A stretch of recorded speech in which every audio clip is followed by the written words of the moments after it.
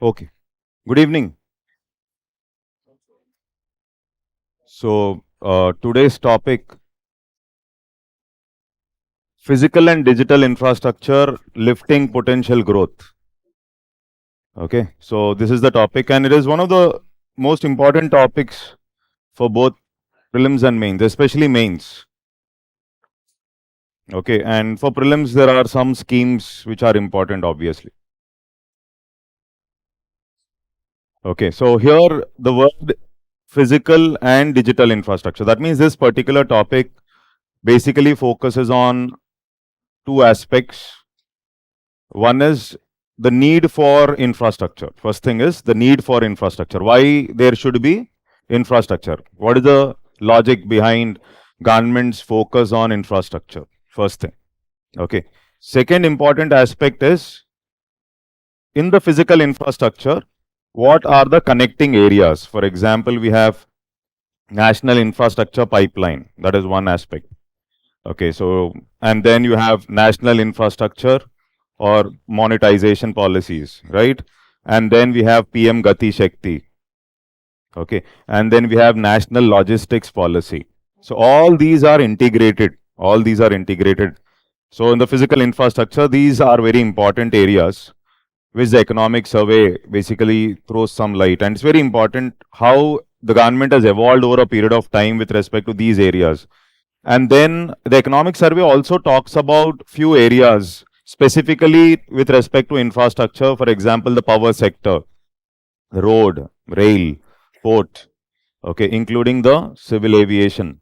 So these sectors are specifically focused, okay. And along with that, then comes up the digital infrastructure. Now it's not just about physical infrastructure, for example, talking about UPI, okay, or talking about e-way bills.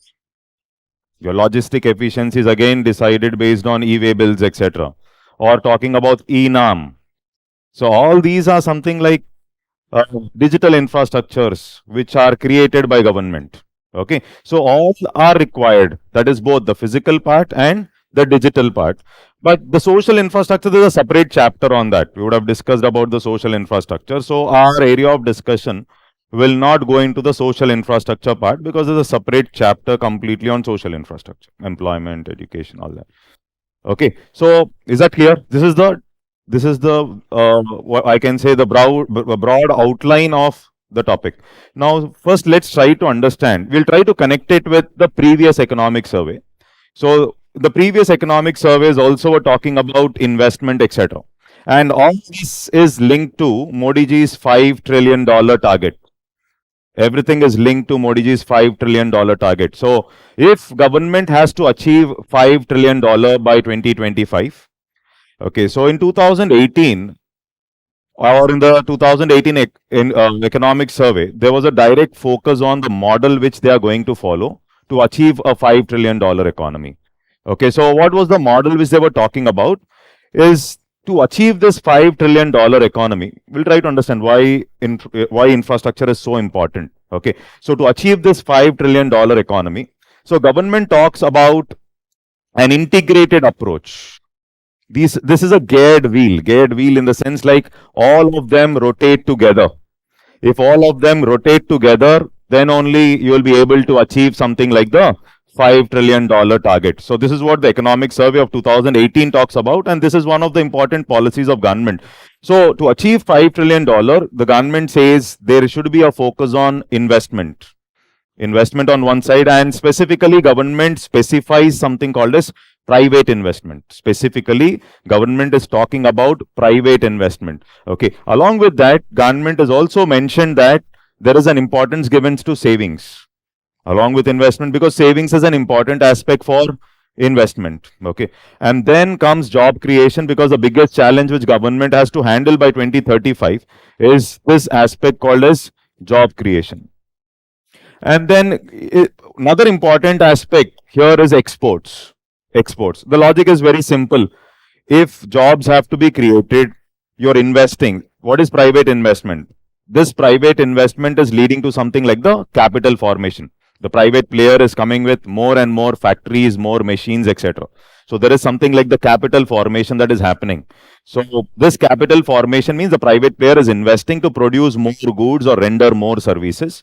And this model is a kind of a Chinese model which the government wanted to adopt, which is called as the investment-led growth. Investment-led growth. So in this model, what happens is slowly the proportion of capital goods that are produced out of the total GDP is going to increase. Suppose you're producing, your GDP is 100 rupees.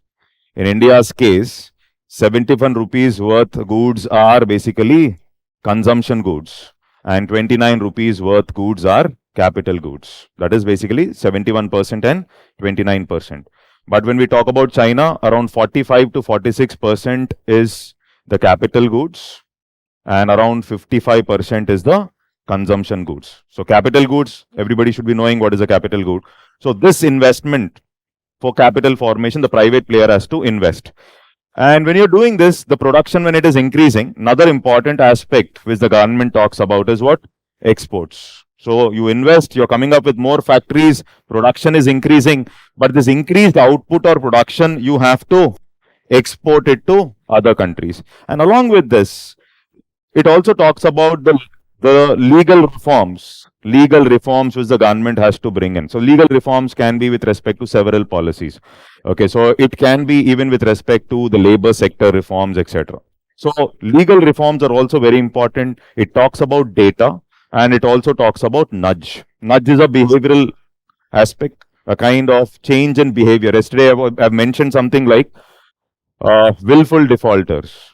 There is a behavioral change. That is basically there is a trust that is developing, in the sense the number of willful defaulters are reducing. So nudge is a technique where you try to enhance the favorable behavior in the minds of public. It can be through implementation of Swachh Bharat. It may be with respect to tax payments. It can be with respect to reduction of willful defaulters, as we have discussed yesterday. Are you able to get this? So all these things to rotate, all these things, if they rotate together, okay, then only you will reach something like the $5 trillion. Now, out of all these, all are important, no doubt about it. But out of all these things, the government gives adequate focus to two important aspects. One, private investment. Two, exports. Are you able to get this? Private investment and exports. Now the question comes up, if the private player has to invest, which you're talking about, the private player has to spend money and invest, the biggest challenge for the private player to invest would be,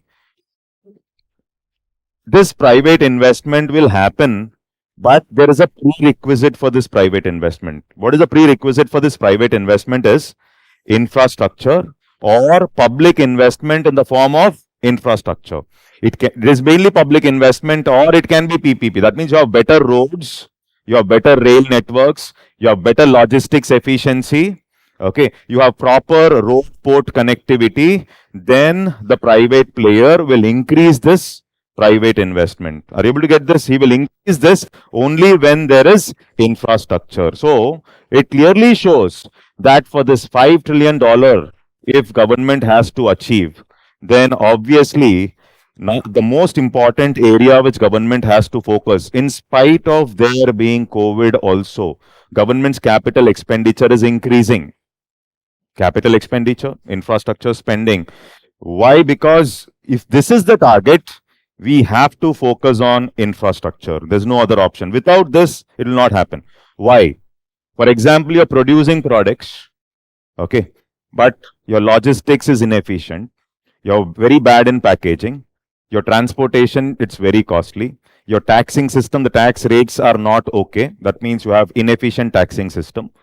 Then the product cost will increase. If your products become costly, obviously, if you do not have logistics, your appropriate transportation, proper packaging, nothing is there, then automatically the product is going to become costly. If the product becomes costly, you will become inefficient. So you cannot increase your exports. You can't do that.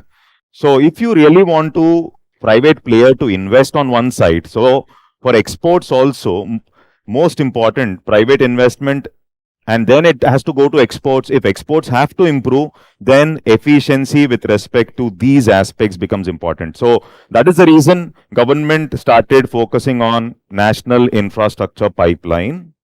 I'll talk about them later. Two, you have national monetization policy. This is a policy to build infrastructure. You should have some technique to build infrastructure. How do you build infrastructure? You have some ways to build infrastructure. So here one is the national infrastructure pipeline to build infrastructure, monetization policy to build new infrastructure, and then logistics, make logistics efficient. And for that, national logistics policy. All these integratedly, along with Gati Shakti, all these four entities together, okay, will improve the efficiency, and then you will be able to increase the exports, and then you'll be able to reach the $5 trillion. Is this clear? This should be clear first. Have you understood this? Okay, so this is the reason why there is adequate focus obviously on infrastructure and to reach this $5 trillion. Done. Okay, so once we have understood this, now another important aspect which the economic survey talks about. Okay, if we are spending money on infrastructure, you're building a road, okay, you're building some ports, okay, it will have a multiplier effect on GDP. So what the economic survey says is, you're spending some money, let's say you're spending some 50 crore rupees on building a road, it will have a multiplier effect with respect to increasing the GDP output by maybe a 500 crore or maybe 1,000 crore. So that means a minimum amount of money which you're spending on some infrastructure like a road, okay, and because that road is there, probably industries. So here you try to observe this. Now this is, I've mentioned public investment in infrastructure. Public investment in infrastructure. Now we have understood why investment is required and then why infrastructure is required for investment and efficiency for exports, 5 trillion, all that. Now the question comes up, if you observe this flow chart, public investment in infrastructure, if government is going to increase this, it can be anything. For example, let's say government is spending money on roads. Okay, government has spent money on road. Government has spent some 100 crore on road. It has constructed a road. Okay, it can be a national highway. It can be a regular road. Government has done this. Then this will boost the private investor. Now the private investor decides, let me set up a big industry. It may be a special economic zone. In a special economic zone, he will decide to set up a bigger industry. That means just if this road is not there, probably this bigger industries may not come, because without connectivity, they will not take the risk in spending more and more money in building in coming up with such industries. So obviously, the private investor will come up with this industry. Let's say he's spending 500 crores on industry. Because government has spent some 100 crore on road in the form of public infrastructure, the private player has spent 500 crore in building that particular industry. That industry obviously will create what? Jobs. That bigger industry which you're coming up with, that industry can add on some 3,000 or 4,000 or 5,000, depending on the size of the industry. That industry can add on jobs. So here, now there is a crowding in. That means you spent 100 crores. There was a crowding in of investment that has happened, crowding in effect. So why? Because you have new infrastructure that is going to be built because of this 100 crore. Are you able to get this? And this will lead to what? Creation of jobs. Employment generation is happening.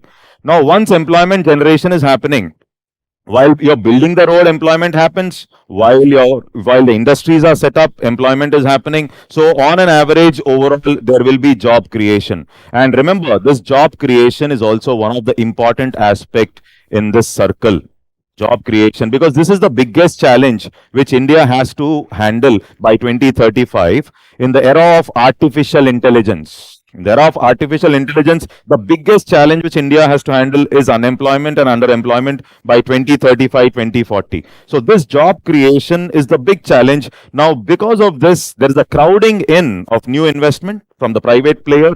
Here, jobs will get created. Okay, when you're constructing the road, jobs are getting created. So overall, jobs are getting created, means incomes of people is increasing. So you're getting employment slowly, incomes is increasing on one side. poverty is going to reduce.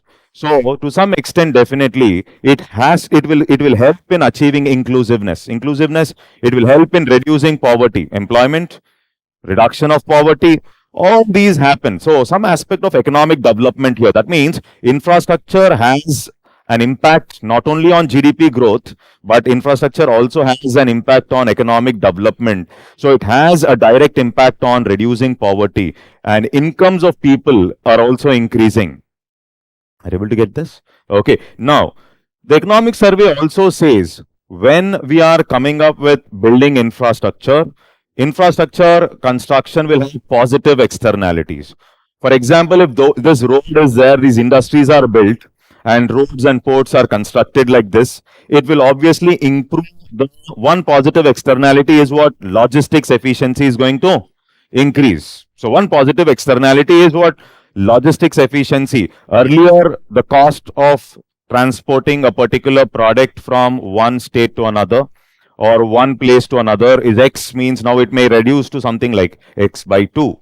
So the cost, logistics efficiency, so cost is going to reduce. And if there is this logistic efficiency, the private investor may decide to invest even more. Now he will decide, let me put another 200 crore, okay, and expand the industry, or let me come up with another industry. So this positive externalities over a period, income generation. So there is a social impact also. When incomes of people are increasing, maybe more children may be going to schools. Are you able to get this? When incomes of people are increasing, poverty trap. So biggest challenge, if this is going to reduce, if you look at from the other aspect of the social indicators, maybe more people, more kids will be going to school, better access to education, better access to health facilities. Human capital will also develop. Human capital will also develop. So this is something like multiplier effect is not just in terms of money.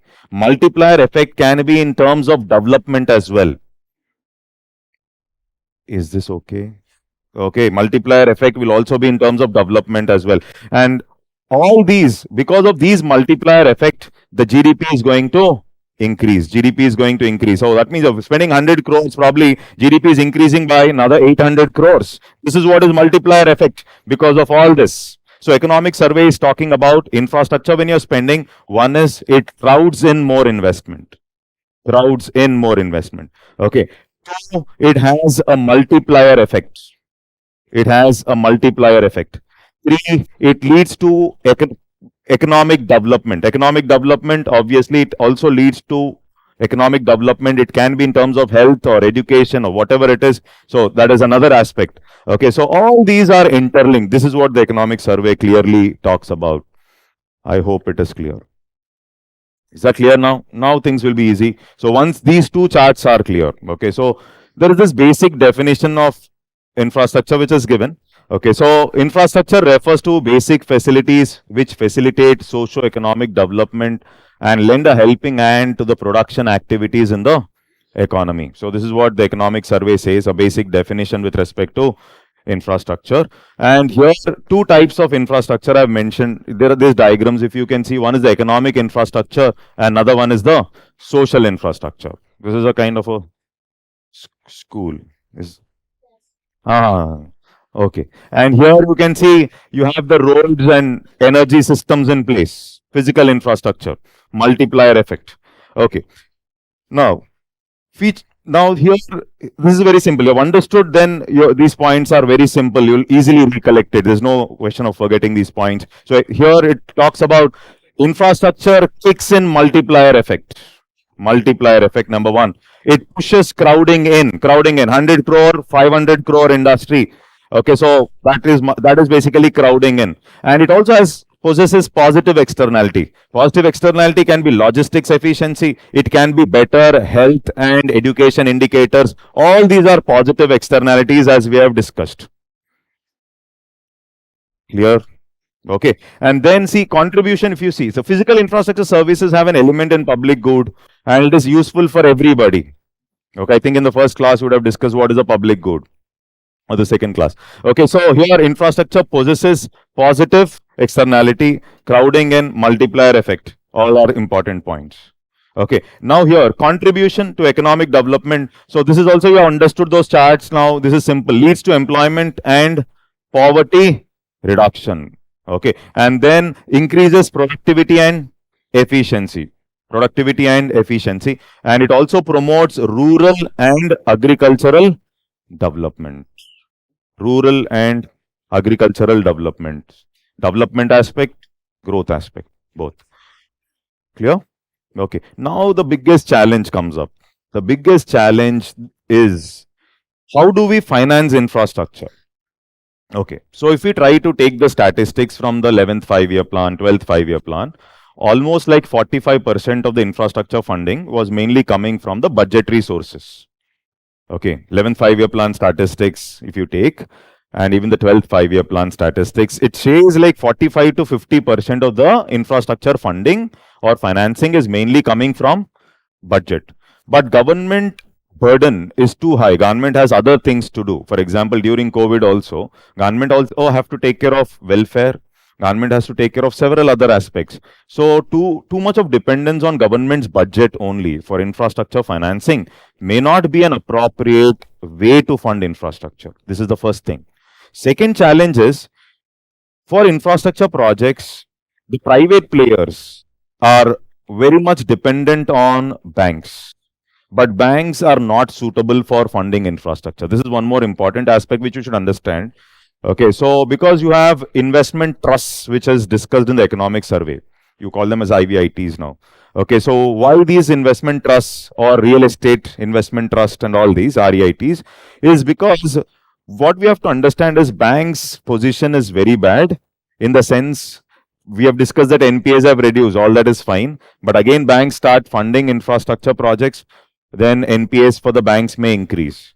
Why? Because banks generally get short-term deposits, but they have to use those short-term deposits to fund a project of 15 years, 20 years, 25 years. So this problem, we call it as the asset liability mismatch for the banks. Okay. And then there are problems related to government, which is fiscal burden. Okay. And whenever there is some recession outside India, financial crisis, you cannot depend on ECBs also. The corporates cannot depend on external commercial borrowings to fund infrastructure. So that you cannot rely on them also. And then insurance companies and pension fund companies, yesterday I said insurance density increased, insurance penetration increased in India. And I said it's a positive factor because you can fund money into long-term projects. Because we save money in the insurance companies or a pension fund company for a long-term period.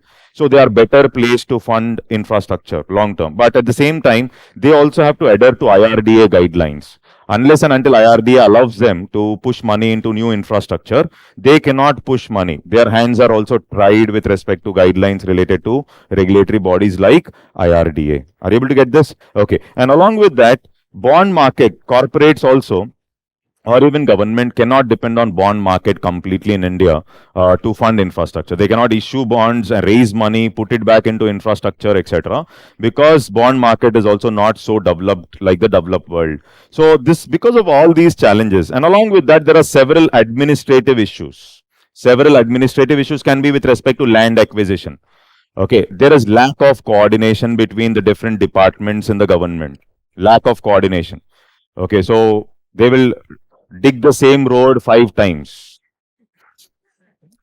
This is basically, for example, the road is laid, okay, and then you decide that there is a problem with respect to the drainage facilities, etc. Or you decided to come up with the new drainage pipelines, etc. So you dig it again back. So if you coordinate properly, first lay the pipelines properly, okay, everything is settled, then come up with the road. So instead of coordinating properly, there are administrative, these are all administrative, all these issues are handled by PM Gati Shakti. All these are handled by PM Gati Shakti. Multiple times you are doing the same thing again and again due to lack of coordination. Then you said Digital India program. You come up with new pipelines, etc., optic fibers and all. You want to come up with new drainage facilities, etc. You dig the road again. So this is basically doing an activity again and again. Why? Because you're not sitting together discussing what is required. If you sit together, discuss what is required, do all that first, then come up with the road, then probably the costs are going to reduce. So improving efficiency with respect to public's money, that is the role of PM Gati Shakti. So this is also one challenge that is addressed through these administrative issues. Well, administrative issues include all that. Is this clear?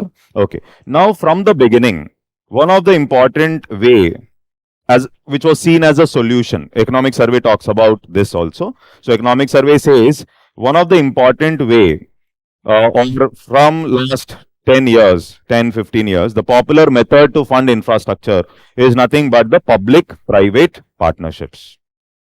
Public-private partnerships. Now, in this public-private partnership, it is basically sharing of risk, sharing of revenue that is happening between the public player and the private player. Okay, and there are different ways to fund bigger infrastructure projects. We are only interested in the bigger infrastructure projects. Okay, or you also should be knowing. Sorry. Okay, so you should be knowing that there are different models. Okay, so from a basic PPP model to a concession model, concession, you call it as concession model, and where you are talking about higher private participation. So you would have seen these models like build, operate, transfer, build, operate, or build, own, operate, transfer. Okay, build, own, operate, transfer, etc. So these are all complex models. Complex model in the sense the private player is participating. But before this, to promote these models, to promote private players' participation, okay, government also has come up with something called as a viability gap funding. And economic survey talks about a new method. Economic survey talks about a new method of viability gap funding. So this viability gap funding concept came up in 2006. 2006. That means for a PPP, okay, government is going to grant 40% of the project cost. This is what was a viability gap funding. Government is going to grant 40% of the cost. That is a sponsoring entity and 20% from government. Overall, 40% of the PPP project cost will be funded by government according to this viability gap funding. Okay, for PPP. So economic survey comes up with a new suggestion and new method of viability gap funding based on the type of the project. Based on the type of the project, it comes up with a new method of funding. Okay, that is center state participation, how it will increase. So this is what is discussed. So this is a new aspect in the economic survey, which is helpful for exam. Very helpful for exam, because we know about viability gap funding, but what is the new model that is suggested in the economic survey with respect to this aspect called as viability gap funding? Okay, so that is one thing which you will remember. Okay, now after 2015, the private players who are not so keen on signing bigger PPP projects, especially with respect to road. There are multiple issues. Maybe viability for the private player was coming down. There was lack of easy exit mechanism. There is a problem and the private player cannot easily move out. The regulatory situations were bad. Okay, we used the words called as regulatory cholesterol. These are all used in the previous economic survey. So regulatory cholesterol is excessive regulation. Okay, lack of easy exit mechanism. Easily the private player understands that he's not able to make profits. He's not getting the toll collections due to lockdown, etc. He knows that this project is no more profitable for him, but there is no easy exit mechanism. He's not able to move out easily. So these things were called as Chakra Vyuha challenge. Lack of easy exit. Abhimanya's Chakra Vyuha. Entry is there, exit is not there. Understood? No. So these words are already there in the previous economic surveys. I think you're getting my point, right? Okay, so now all this, to handle all that, so to motivate private players to participate in bigger PPPs, government also came up with new PPP models like the hybrid annuity model, where the risks are going to be shared differently between the public and the private sector. Risks are going to be shared differently between the public and the private sector. So for building roads, all these projects, basically government used to follow engineering, procurement and construction model. Mainly this was the most popular model which government used to follow. So engineering, procurement and construction means the money will be funded by government. Construction risk will be taken by government, but you are calling the private player only for engineering expertise. Engineering expertise. That means you are taking the risk. Government is taking the risk of finance. Government is taking the risk of construction, but government wants the project to be completed efficiently, and that is the reason government calls them for engineering expertise. So they will come and give their engineering expertise. But all the risk related to construction, finance remains with whom? Government. So this was one model which they followed till 2015. And then they said, no, not this. We will focus on models like BOT, build, operate, transfer. So here they decided to come up with BOT toll on one side and BOT annuity on other side. BOT toll on one side and BOT annuity. BOT toll and BOT annuity. Two types of models. Okay, so they have come up with these two. So in this BOT toll, the private player is going to build it. Okay, the private player is operating it. Okay, let's say 15 years, 20 years. The toll collections will also be done by the private player. This is the challenge for the private player. That means the private player is going to collect the toll in this case. So the private player has to bear the market risk. The private player has to bear the market risk. Tomorrow lockdown is there, toll collections are not coming. The private player would have spent, let's say, some 10,000 crores. He expects 5,000 crore profit.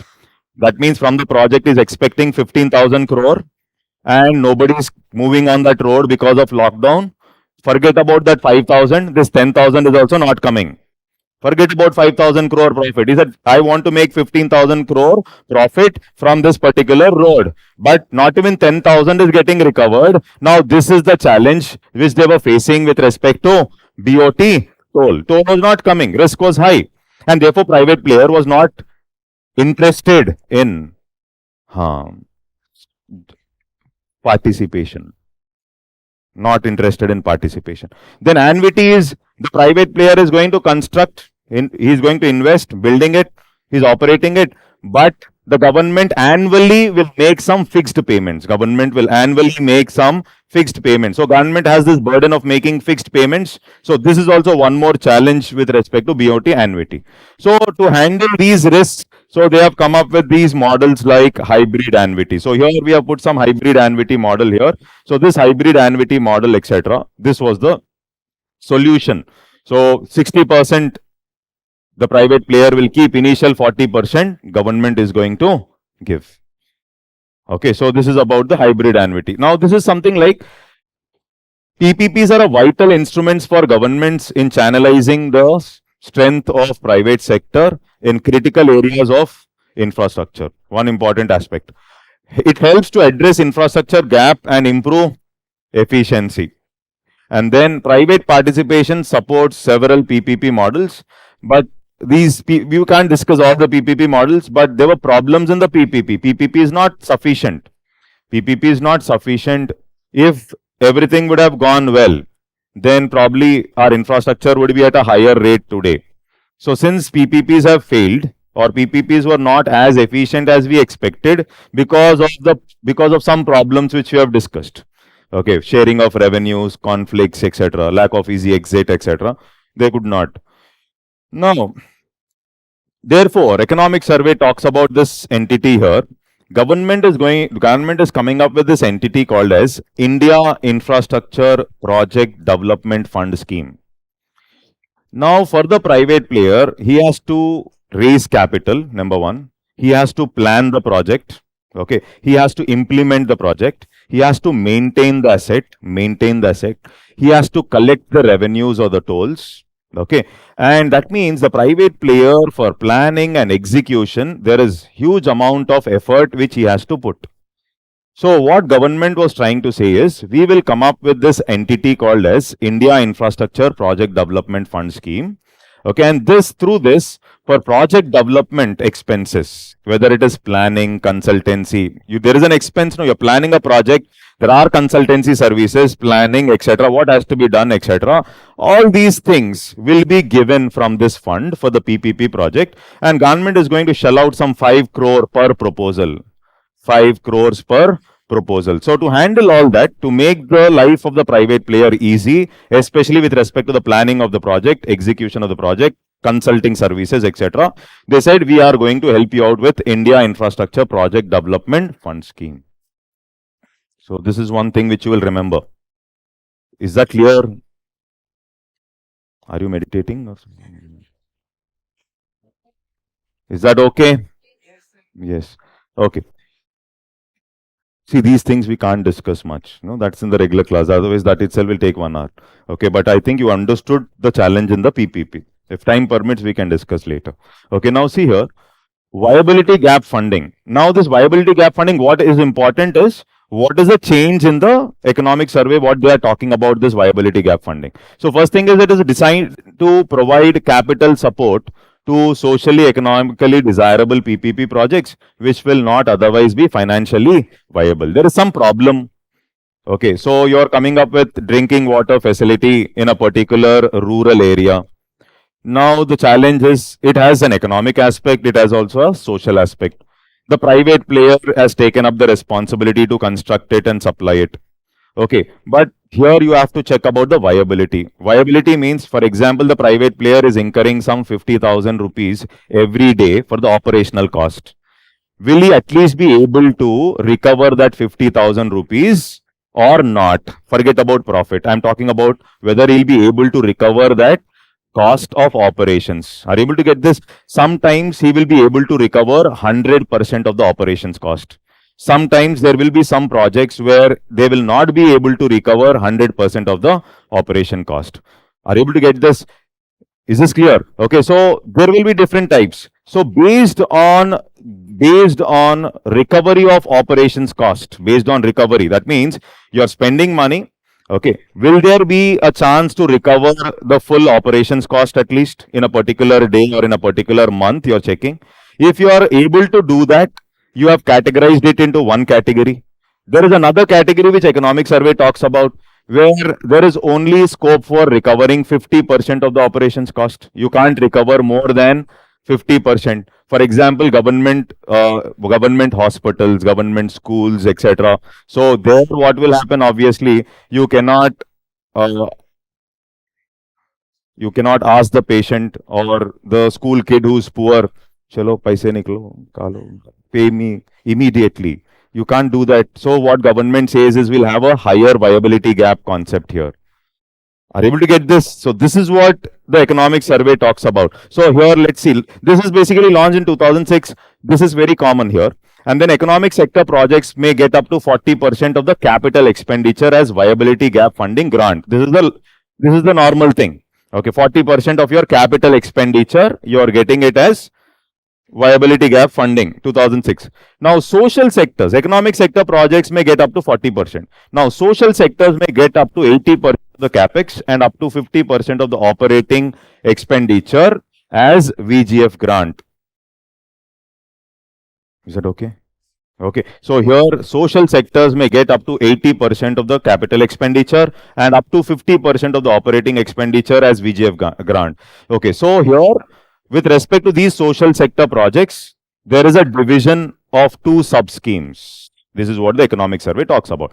Regular viability gap funding, economic projects, 40% of the project cost. But when it comes to social projects, it will be little difficult for recovery. So there are two bifurcations here. So one is the sub-scheme 1 and sub-scheme 2.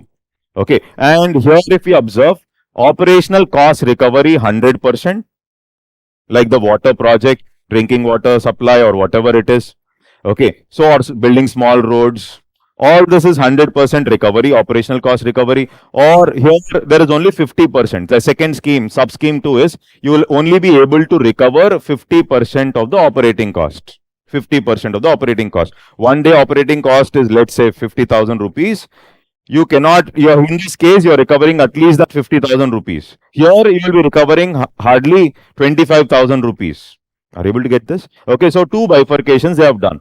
Now, there is this share of in the capital expenditure. This is about capex is capital expenditure, your initial investment into building the infrastructure. You're building the asset, that initial investment which you are doing. So here, center, state, and the private sector, how much they are going to fund. Okay, for building the infrastructure. For building the infrastructure, 30% by center, 30% by state, and 40% by private sector. So this we have to remember.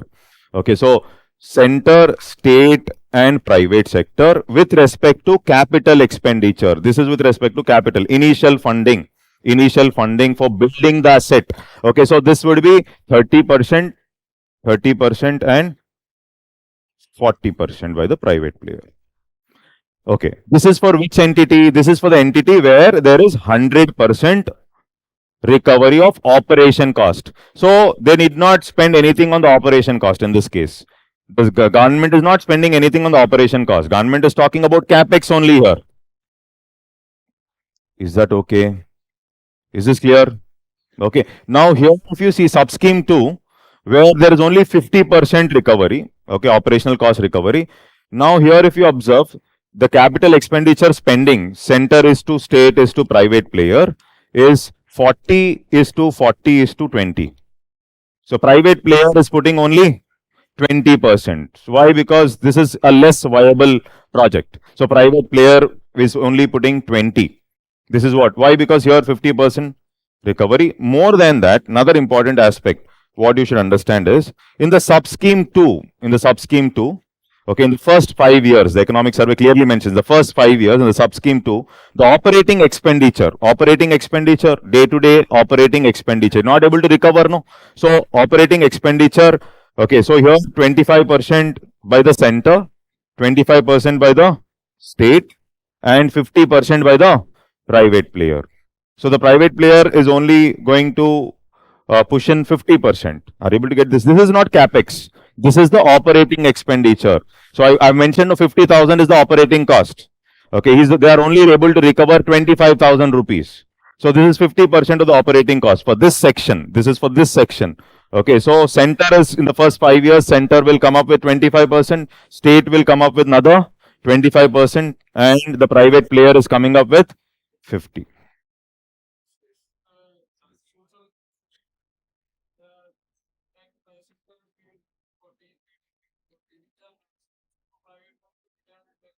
No. So when I say viability gap funding is a kind of a grant basically. Now this is not lifelong. So there's nothing like recovery kind. For example, when I'm saying 40% of the project cost is given as grant, means there is nothing like return there. Okay, so you're trying to make them make the project more viable by giving that grant. No, it is a grant. That is why for the social sectors they're doing. Okay, is this clear till here? Okay, so here if you see subscheme 2 operating expenditure 25, 25, 50, this is only for the first 5 years. Huh? This is not lifelong. Lifelong means government will suffer. This is only for the first 5 years. Huh? 25, 25, 50. Is that clear? Yes. So this is one change which they have come up. Okay.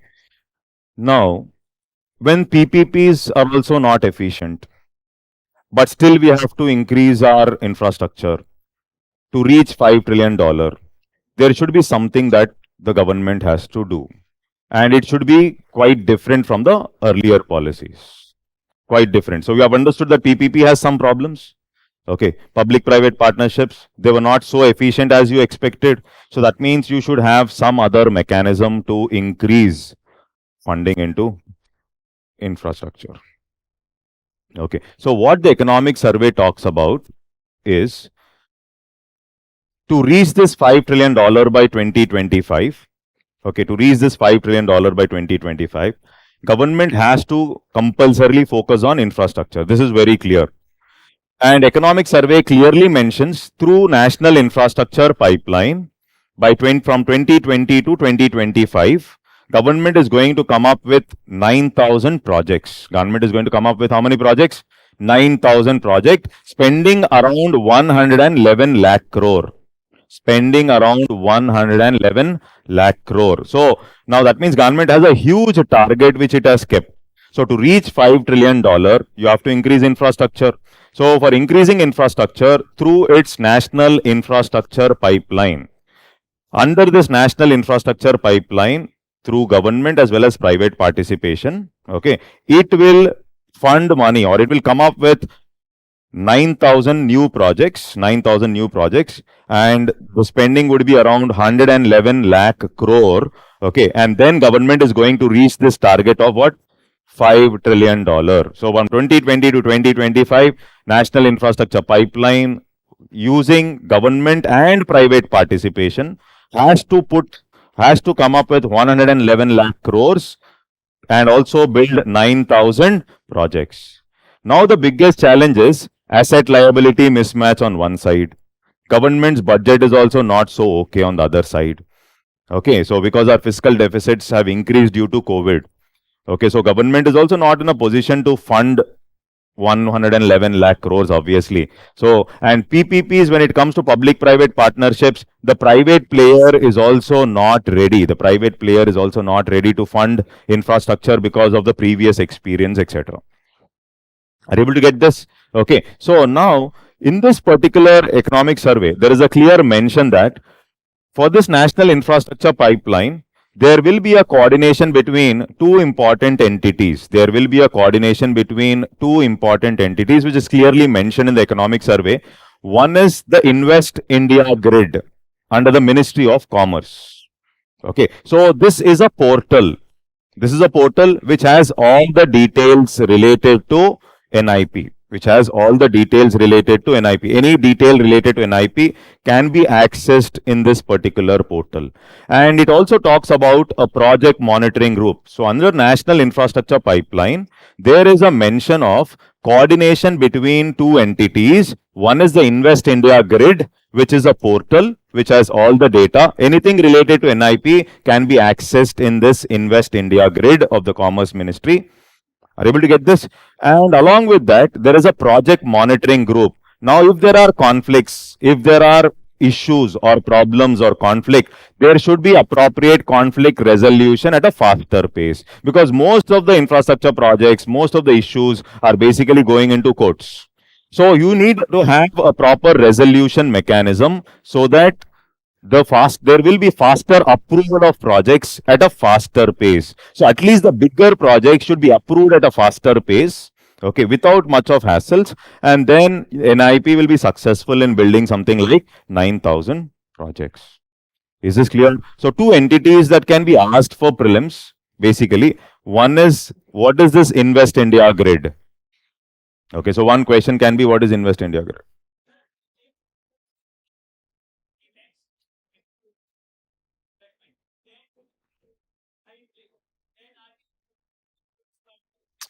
See, now the question is, government is out. If government is spending more on consumption, the inflation will be higher than government spending more on capital.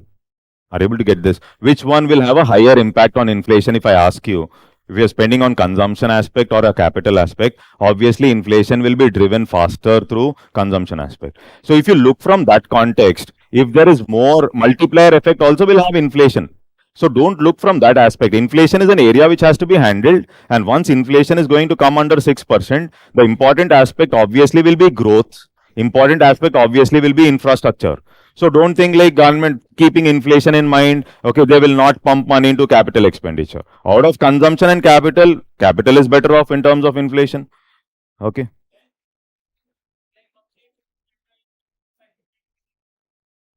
Why?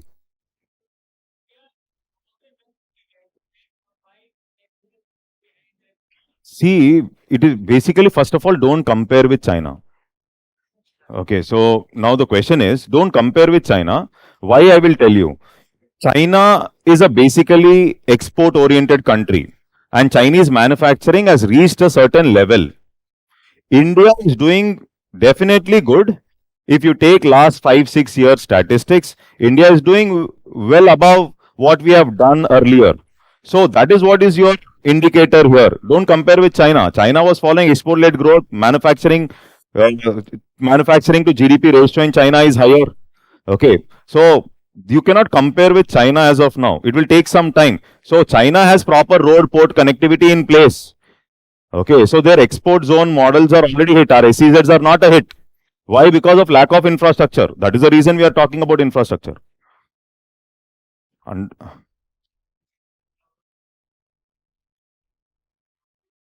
both, This 9,000 projects will be both, obviously, it can't be greenfield. This 9,000 projects will be both brownfield as well as greenfield projects.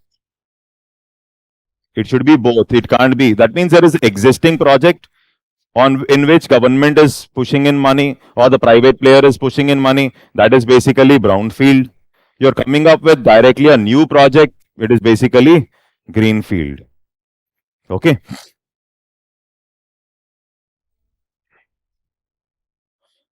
So here.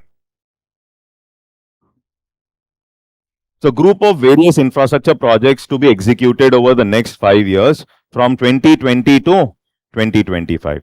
So that diagram should be clear. Infrastructure pipeline, okay, 9,000 projects, 111 lakh crores.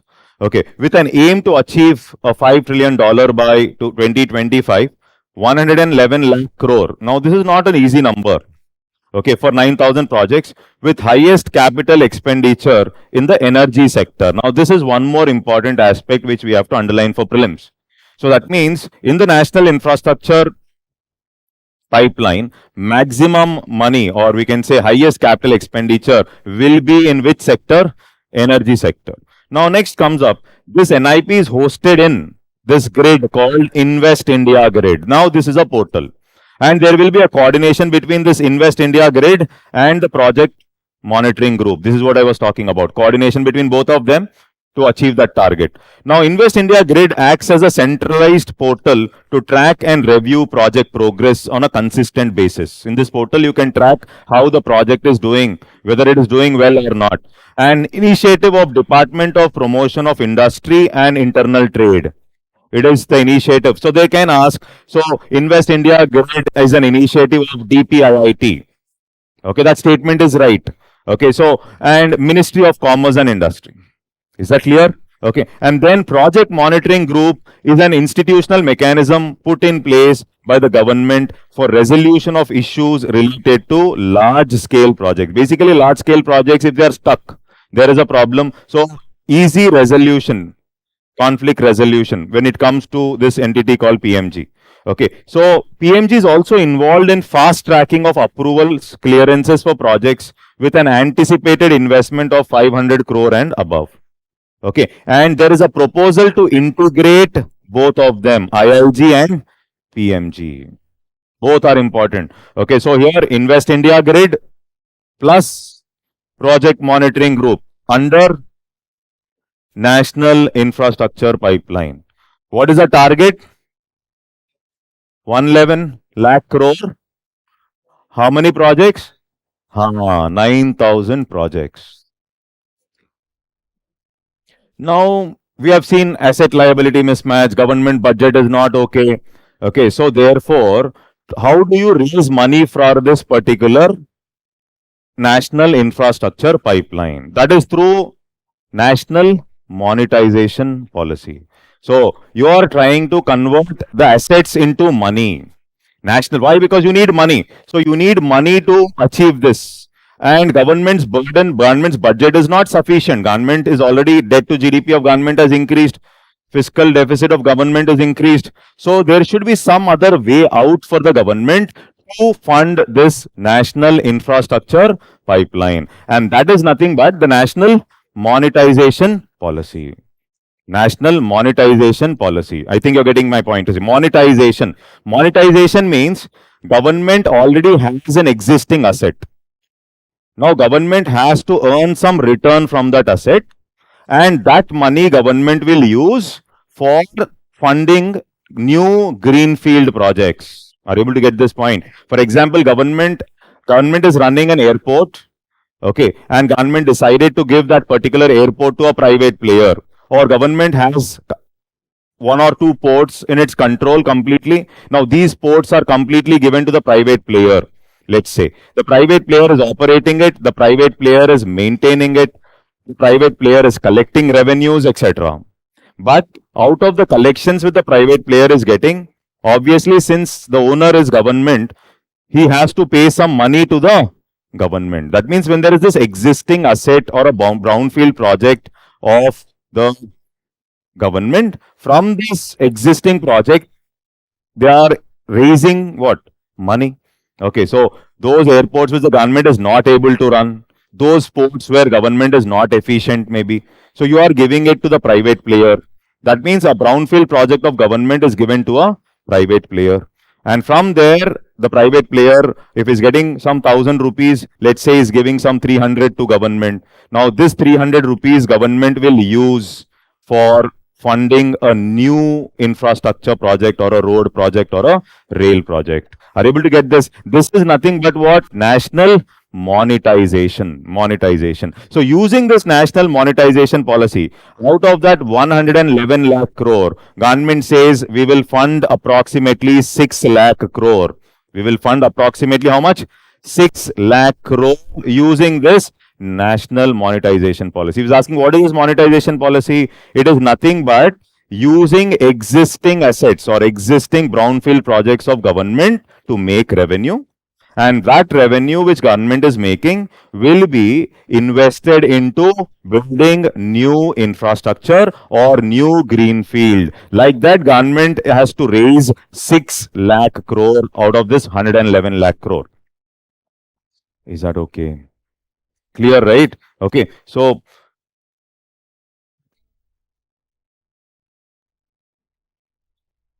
national monetization pipeline based on the principle of asset creation through monetization. So you're monetizing the existing assets. That is what is the meaning. Monetizing the existing assets.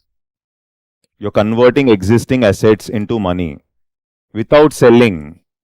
Ownership you're not giving to private player. You're not selling off the asset. Government is not selling off the asset. You're trying to convert that asset into money. You're giving it to private player for operation, maintenance, etc. You're not selling off the asset. Okay, if you sell, then you're selling one and buying another. There is no use. Are you able to get this? You're selling one and buying. Okay, so it taps private sector investment for new infrastructure creation. Government leases out. Now, this is what is important. Government leases out its public assets to private sector for operation and maintenance of the assets. Funds so received from the brownfield projects. This is important. Funds so received from the brownfield projects are reinvested in greenfield. This is what is national monetization pipeline. Okay, estimate monetization potential is 6 lakh crore. Economic survey clearly says 9,000 project, 111 lakh crores. In that 6 lakh crore, we will come up with this national monetization pipeline. That is why this NMP is important. NMP is important for $5 trillion. NIP is important. NIP first. In that, again, there is a coordination between two entities. What are the two entities? Invest India, Grid and Project Monitoring Group, and then National Monetization.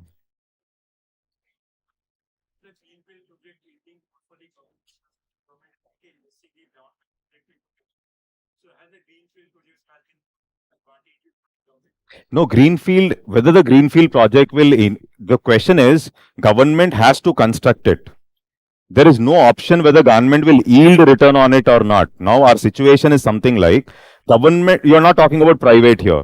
So when I'm talking about government to achieve that $5 trillion, government has to focus on road, etc. Because government has the developmental aspect also.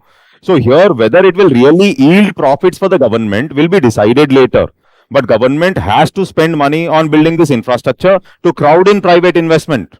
To crowd in. So government's logic is a wider logic here. You can't say I'm investing 100 crores into it. Immediately I have to get 200 crores. That is not the objective of government. Government is coming up with a multiplier effect and economic development. So government will spend. Government will spend. There's no other option. So here you can't look at how a private player operates.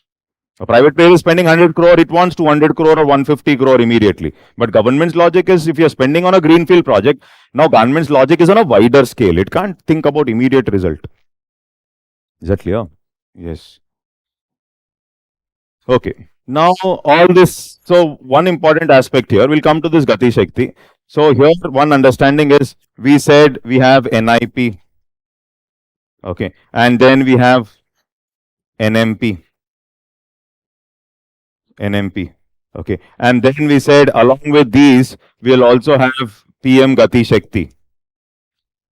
Okay, now PM Gati Shakti is basically a program in good governance. It's a good governance program, obviously. Why it is a good governance program? Here, the main logic is how do you ensure proper coordination among different departments so that efficiency of the project will increase on one side and taxpayers' money will reduce. The logic is you have these two, but there is no coordination. You are saying 111 lakh crore I will spend, 6 lakh crore I have raised. All this we have done. Now, when you are coming up with implementing the project, okay, so each department works separately. This is a problem in the medical field also. Okay, medical field also. For example, cardiologist says, I'll only deal with heart. Okay. Now, the problem here, there are some gray areas. All the doctors know. There are some gray areas when there is no 360-degree approach. That is the reason today you're talking about alternate medicines and all that. The government is promoting all that. So why one of the problem with allopathy is we're not saying the doctors are very efficient, no doubt about it. Now the brain specialist, neuro specialist will talk about only brain. Heart specialist, I will only talk about heart. Liver, only liver. Okay, kidney, I'll only deal with it. Now there is something in between all this.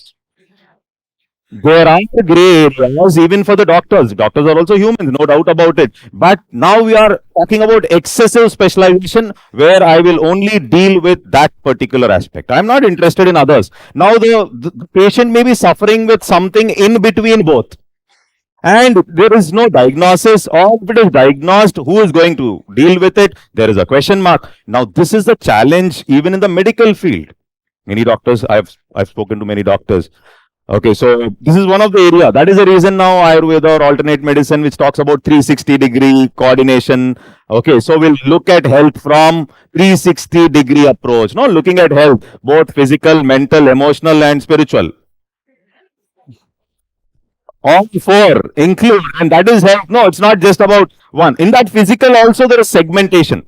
Now, lack of coordination will create huge amount of inefficiency. Lack of coordination creates huge amount of inefficiency. It is the same when it comes to the coordination among the different departments of the government. So when we talk about the road or the rail, or maybe you're talking about the sanitation, etc., all the entities have to coordinate before channelizing particular project. Now, after setting up the project, permissions are given, you are constructed it. Now, you again come up with new changes. It's a huge problem with respect to efficiency. Huge problem with respect to efficiency on one side. And it is a huge waste of taxpayers' money. Hard-earned money, taxpayers, because only hard-earned people are paying taxes. Therefore, hard-earned money, taxpayers' money, and efficiency, both. And that is the reason there is a clear mention of PM Gati Shakti. Are you able to get this? No. So, why investment, infrastructure, need for infrastructure, and then types of infrastructure, then financing issues, then targets, then NIP, monetization, then comes PM Gati Shakti. Okay, so I think the order is clear. The logic should be clear. The order, if it is clear, then you need not mug up. Okay, now here, PM Gati Shakti, it's a master plan for integrated project planning. Okay, and plan entails creation of a common umbrella platform with all the infrastructure projects pertaining to various ministries and departments so that there will be appropriate coordination and reduce wastage of funds. So projects pertaining to 7 growth engines. So PM Gati Shakti talks about 7 growth engines. So this is a line which you should know for prelims. Okay, so PM Gati Shakti talks about 7 growth engines: road, rail, airport, transport, waterways, and logistic infrastructure. Okay, so in the NIP will be aligned. So if you want NIP to be successful,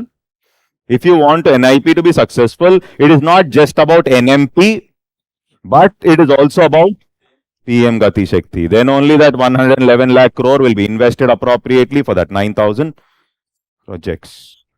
Is that clear? So this is what the economic survey talks about. It covers road, rail, airport, and including logistic. Now comes this area. So economic survey specifically talks about logistics. Is this clear till here? Now, India's situation from the beginning. Okay, one challenge was for India the indirect tax rates were on a higher side. Okay, along with that, tax inefficiencies were high. Tax inefficiency.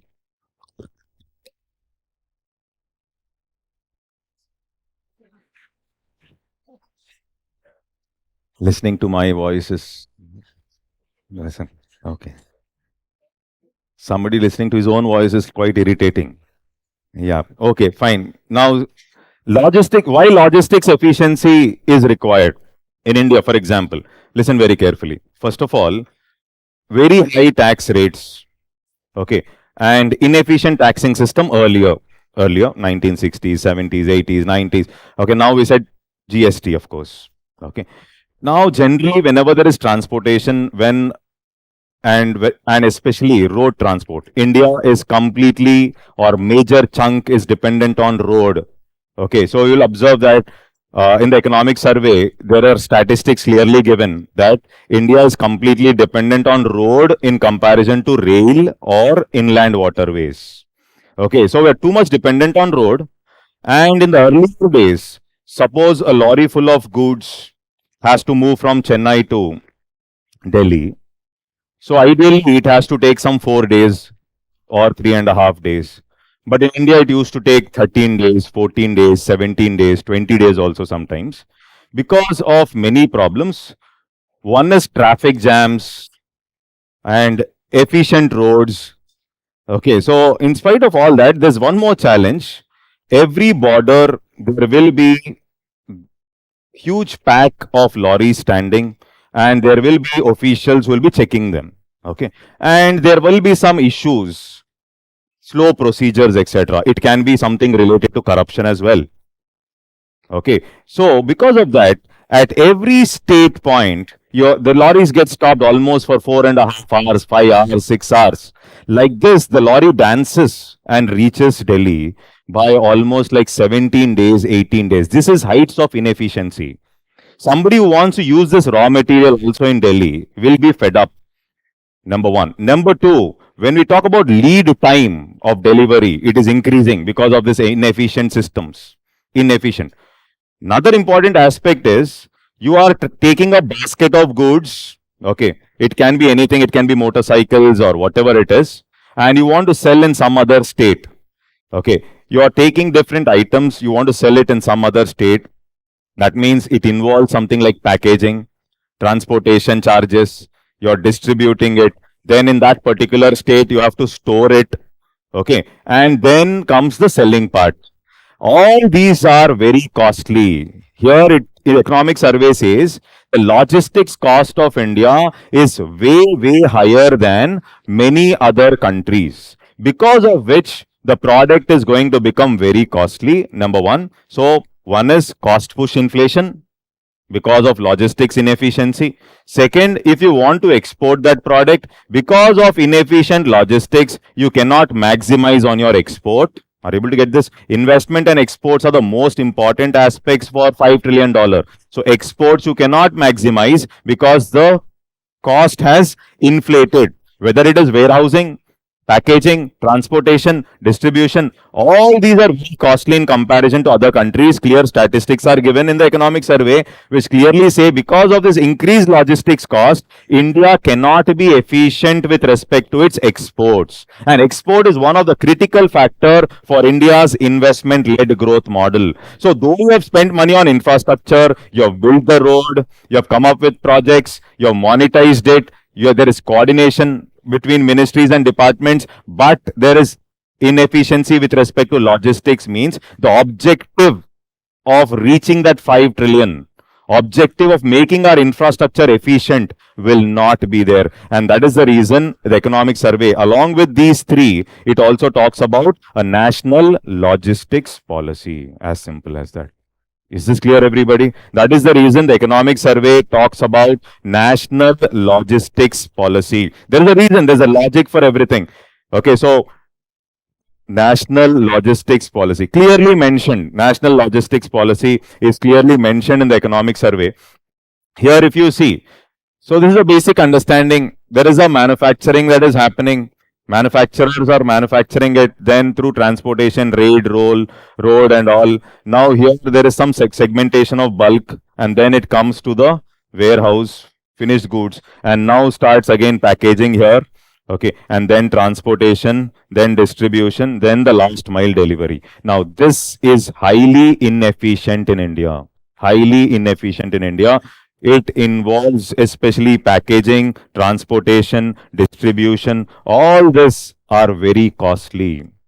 Survey clearly talks about it. So if this is there, our exports will not be competitive. And it will also lead to cost push inflation. And along with this, all other three, NIP plus NMP plus PM Gati Shakti, all these are gone.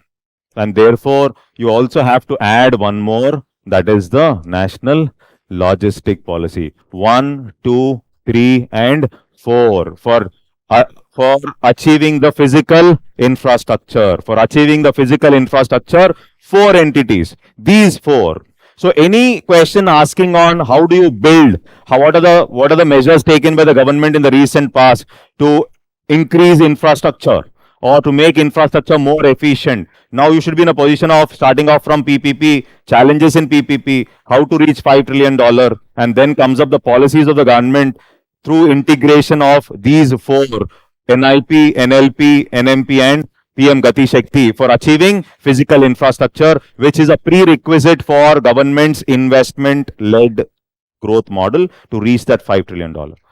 This is how you write the mains answer. But now, of course, our discussion is not much on mains. So is this clear? Okay. So now, therefore, the most important aspect here, it includes all activities of the supply chain, such as transportation, warehousing, packaging, inventory, flow of information, order processing, and customer service. And the major aspect out of all is the transportation aspect. So when it comes to transportation, how do we build efficiency? This is one important aspect. Now, how do you build efficiency, which is a major component here? Okay. Now, so logistics deals with all that from the production stage. Okay. There is something like the transportation, distribution, okay, for packaging, transportation, distribution, then it goes to the final consumer. This is the English definition of logistics. Okay, so this is the English definition of logistics, but economics definition of logistics, which economic survey talks about. No? Economic survey clearly talks about a new definition of logistics. Okay, it clearly talks about a new definition of logistics, which helps us to write really good answers in infrastructure, no doubt about it. It helps us to write very good answers, and there is something here which is good for us to, for the prelim also, if at all he wants to ask. So here, if you see one important aspect, so government talks about, the government defines logistics in the format of multi-modal logistics park. So this is basically, I've pasted it from economic survey. Okay, so multi-modal logistics park. Okay, and cold chain, processing, etc. plus warehouses. So government's definition of logistics involves 3 entities. Government's definition of logistics involves how many entities? 3 entities. What are the 3 entities? Multi-modal logistic park, warehouses, and cold chain. All the 3 put together. Okay. Now here if we see, government has given some minimum investment and minimum area requirement. 90% UPSC should not ask, according to my logic, but 10% I don't know. Okay, so 90% probability is like they'll not ask like what is the minimum investment in multi-modal logistics, or they may frame a statement multi-modal logistic park as per 2007 logistics definition is something like minimum investment of how much? 50 crores, or they may give 100, 150, whatever it is. So 50 and 10, minimum area is 10 acres and minimum investment is 50. Okay, so in a multi-modal logistic park, you have all the modes of transportation at one place. Multi-modal logistic park means you will have all the modes of transportation at one place. You have the rail connectivity. Okay, you have the ship, waterways there. So goods can come to that area through any mode of transport. Through trucks, the goods can come. through the sea route, the goods can come, or through air, the goods can come. Okay, and from there, the packaging, everything will be done through containers, etc., and it goes. Are you able to get this? This is nothing but what multi-modal logistic park. So government is talking about. Suppose there are some government ports which are idle, and these ports there is no traffic. Let's say now, why can't we convert these ports into multi-modal logistic park where you have access to something like the rail line as well as the ship, as well as you have the flight, as well as the packing, etc., containers, everything at one place, efficiency achieved, and then you export it. And therefore, obviously, you will also save on the cost. Okay, so this is what is called as multi-modal logistic park.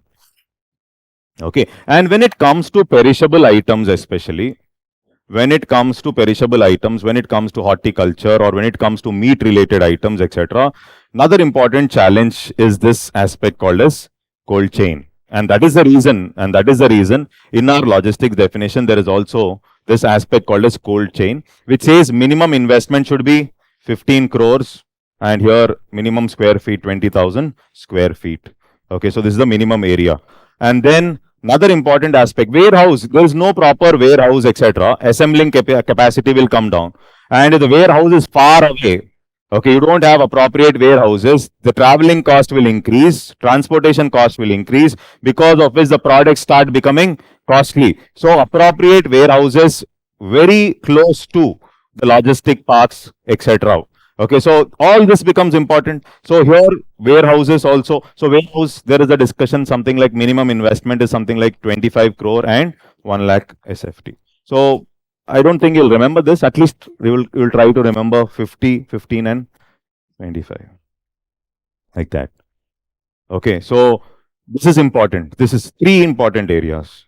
Okay, government's definition. Now here you see, logistics sector is expected to grow at 15.5%. Okay, another important benefit of logistics is 2 to 3 crore jobs. See, Modi ji in 2018-19 said, we will focus on investment. And that investment which we are doing, that means we are coming up with machines, we are coming up with more factories, that will not replace labor. So the economic survey differed with the old viewpoint that machine will replace labor. Why? You're going to become more efficient. When you're coming up with infrastructure, warehouses, you're creating jobs. Logistic parks, you're creating jobs. Cold chain facilities, you're creating jobs. For efficiency, you're coming up with R&D. In R&D, you're creating jobs.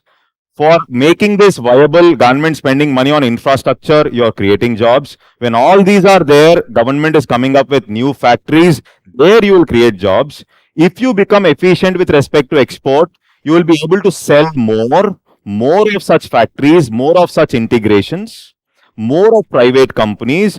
Overall job creation will increase. So don't go by the old viewpoint that if you have more machines, it will replace labor, as it did in the second 5-year plan. As it did in the second 5-year plan, where you are talking about capital intensive growth rather than labor intensive. This is not that capital intensive. This capital intensity will, or this investment will lead to job creation in all these sections. And therefore, this will benefit the demographic dividend. This will benefit the demographic dividend. So you can't comment on saying that if you are coming up with more machines now, more factories, then how? Labor will be replaced. So government was clearly giving a very clear-cut logic, more efficiency, more export, more output, more production, and making it efficient. You're coming up with all these. So logistics, you'll create jobs. All the areas you're creating jobs. So thereby, India will be able to handle that job creation challenge which it has to face in 2035, which you cannot do completely in the services sector. You have to focus on manufacturing only, mainly for creating jobs. Is that okay? Yes. Now, NLP aims to bring down these costs. Okay, logistic policy, national logistic policy aims to bring down this cost to, this is important. This is important, very important point, especially for mains. Okay, so logistic cost lies around 14 to 8% of GDP. Global benchmark is how much? 8%. Then how do you compete with other countries? How can you maximize on your exports? When you are somewhere around 17 to 18%, let's say, and the global benchmark of logistic cost is just 8%. And obviously, they'll have better pricing mechanism and you will lose out in the market. So, government actually has to get these things done if it wants to maximize on exports. So, here this is a ranking or this talks about logistic cost as a percentage of GDP. Okay, so here if you see India 14%, BRICS average is 11, Europe 10, China 9. Now China is 9. Now somebody was comparing China and India. So how do you compare when there is this much of difference? Are you able to get this? And then US 7.6. Is that okay? Then now, how do you make Indian manufacturing efficient? It's not just about making the right product. It is also taking the right product to the customer at the cheapest cost possible. That is what is efficiency. Without that, you made a fantastic product, but what is the use? You're getting my point, right? That is very important. Okay, so see here, there exists a skewed transportation. The biggest challenge which they have identified. Okay, so one is the costs are very high, packaging, transportation costs are very high and inefficient when we talk about roads. But India's case, there's a skewed transportation model in India with roadways taking up all the load, traffic jams, etc. Inland waterways not used, rail not effectively used. This is what is the observation. Okay, so here if we see, most of the time it is you transport it through trucks. That is a major source of transport. Truck drivers, you know, no? Very efficient drivers. Okay, now here, skewed transportation model, skewed. So here if you observe global ratio, this is a very important point in the mains, obviously, in prelims also. So you say here, India's case, just observe. Why India, too much of overloading of road transport here, 60%, 60% through road, 35 rail, and this is completely underutilized. Completely underutilized. Is that clear? Okay. So if you see global average, road 25%, okay, and rail 60, and this is also 15. See the difference. Huge difference here. And how can you maximize on your cost? How can you become efficient? Is this clear? Okay. So therefore, economic survey says there should be an adequate focus and railways on waterways which are underutilized. So when I'm writing about efficiency in infrastructure, efficiency with respect to logistics, so government should put in efforts with respect to which and which. That is a point which I'll write in the exam, obviously. Okay, so and if I remember the data, I'll also mention unlike the global average, 60% with respect to India, and global average is hardly 25% of the total. Logistics is dependent on road. So making things more inefficient in India. Is this clear? Yes. So let's move forward. Now, in the economic survey, there is also this index. This can be mentioned in the prelims, if at all a statement comes up in the prelims. Now, this is Logistic Performance Index. Okay, Logistic World Bank basically. Okay, so Logistic Performance Index. Now, India has kept a target by 2030. At least we will reach the top 25. Top 25. Okay, so 2014. Okay, somewhere around the rank is 54. Okay, and our target is by 2030, India wants to reach in the top 25. And 2022 data not available. 18 it is 44. Okay, so this is about the logistics index. The target of lowering the logistic cost to 8% by 2030, and the endeavor to be among the top 25 in terms of this index LPI rank by 2030 is to be achieved via comprehensive logistic action plan. Now, if you want to achieve this, you want to come within 25 and your logistic cost has to reduce to 8% of GDP. So, government was talking about a comprehensive logistic action plan. Clap. Clap should be made efficient if you want to make our logistics cost, reduce logistic cost to 8% of GDP. Is that okay? Yes. Now this to reduce logistic cost, this is there in the material also and is there in the economic survey. So here there is National Rail Plan, Sagar Mala, okay, Bharat Mala, Udan. Okay, so you have Indian Customs Electronic Data Interchange Gateway, digital infrastructure. Along with physical infrastructure, digital infrastructure also becomes important. Is that clear? Okay. Now there is one more in leads. Okay, so logistic ease across different states. Logistic ease across different states. Now, this is also similar. This is based on the World Bank's Logistic Performance Index. So, India wants to come below within 25 ranks, isn't it? By which year? 2030. That is about the Logistics Performance Index. That is about the Logistics Performance Index. I hope it is clear. Okay. Now, this is about the logistic ease across different states. Now, here this is based on World Bank's Logistic Performance Index. And this is released by, now there can be a prelims question here. Prelims question here. This is released by Department of Promotion of Industries and Internal Trade. The same department which is related to India Invest Grid.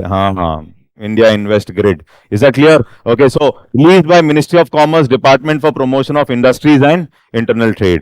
And it has ranked states based on few characteristics. What are the three entities based on which it has ranked states? So one is infrastructure, services, and operating and regulatory environment. Now this also you have to remember. It has ranked states based on three important aspects. What are the three important aspects? Infrastructure, services, operating and regulatory environment. This you have to remember for prelims. So one is released by whom? Okay. And it is based on LPI, which is issued by World Bank. Okay. And it takes into consideration operating and regulatory environment, services and infrastructure. And the ranking is ranking of states are divided into different entities. One is the landlocked states, northeastern, UTs, and coastal states. Okay, is that clear? This you need not worry about, but these things are important for prelims. Okay. So the rankings are given. This is a straight from economic survey, pasted from economic survey. Now you can see based on those states which have got more than 90% score, and they were termed as achievers, good scores. Okay, so here UP, Tamil Nadu, okay, Uttarakhand, Telangana, Punjab, and all. Okay, and here these are termed as fast movers who have got a score of 80 to 90% with respect to those three indicators. Okay, so 80 to 90, Kerala, Sikkim, etc. And then scores less than 80, see the positivity.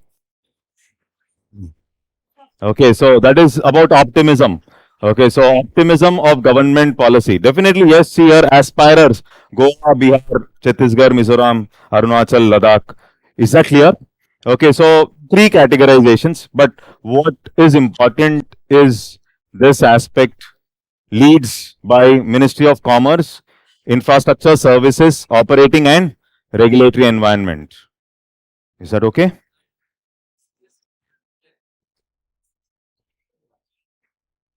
So, see, it is basically efficiency with respect to service delivery, obviously. Service delivery. How is it in that particular state? So, one is in, suppose you are talking about doing business index rankings of different states. There are some states which have done better than other. Okay, so when we talk about services, service delivery also, there are some states which are better than other, not just infrastructure. Regulatory environment is something like the restrictions and regulations. This will also increase competition among different states. So we know that from cooperative federalism to competitive federalism, all these logics. Now I want a particular state wants more companies to come into their state. Then why don't you improve your index of leads? Okay, so you do better so that better investors will come to your state. They will invest and probably job creation. So competitive is competition among different states. You're trying to release all this. So investor, when he is coming and pushing money, probably he will check this. Unless and until he is forced by government to invest in a particular state, probably if it is purely based on efficiency, he has to check this because otherwise he will be inefficient. As simple as that. That is the logic.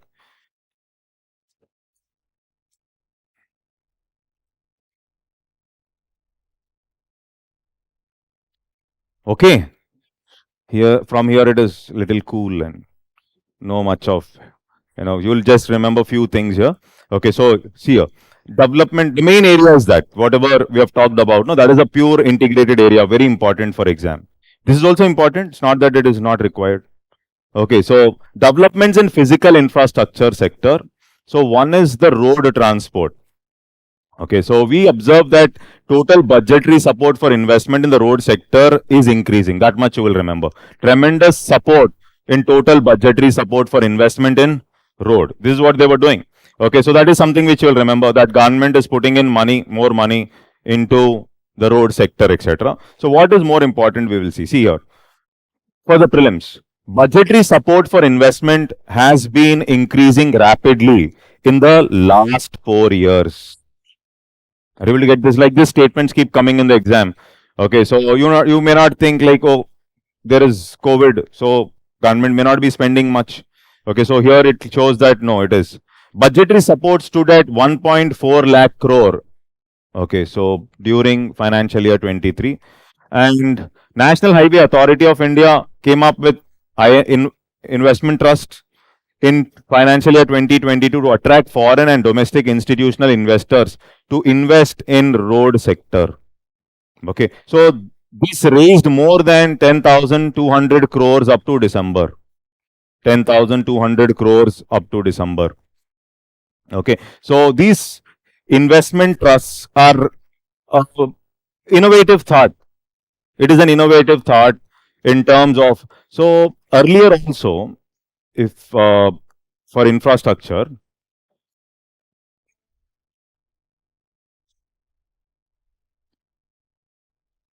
see, to especially PPPs with respect to road, many companies were not interested. Okay, private entities, they were not interested. Okay, so government earlier also, for promoting infrastructure, earlier it has come up with infrastructure debt fund companies. Okay, we call them as infrastructure debt fund companies.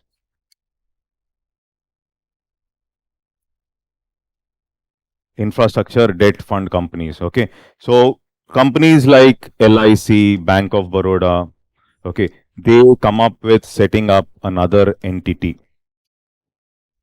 Let's say that entity is X, and this entity, it's a separate entity they have set up. It's an infrastructure debt fund company.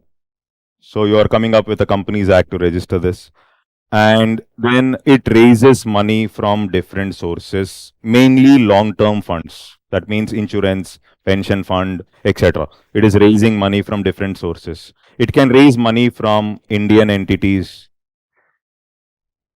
One second. So it can raise money from Indian entities. It can raise money from Indian entities, or it can raise money from the foreign entities. Okay, and they invest, and this infrastructure debt fund company will fund some infrastructure project. It can be a metro project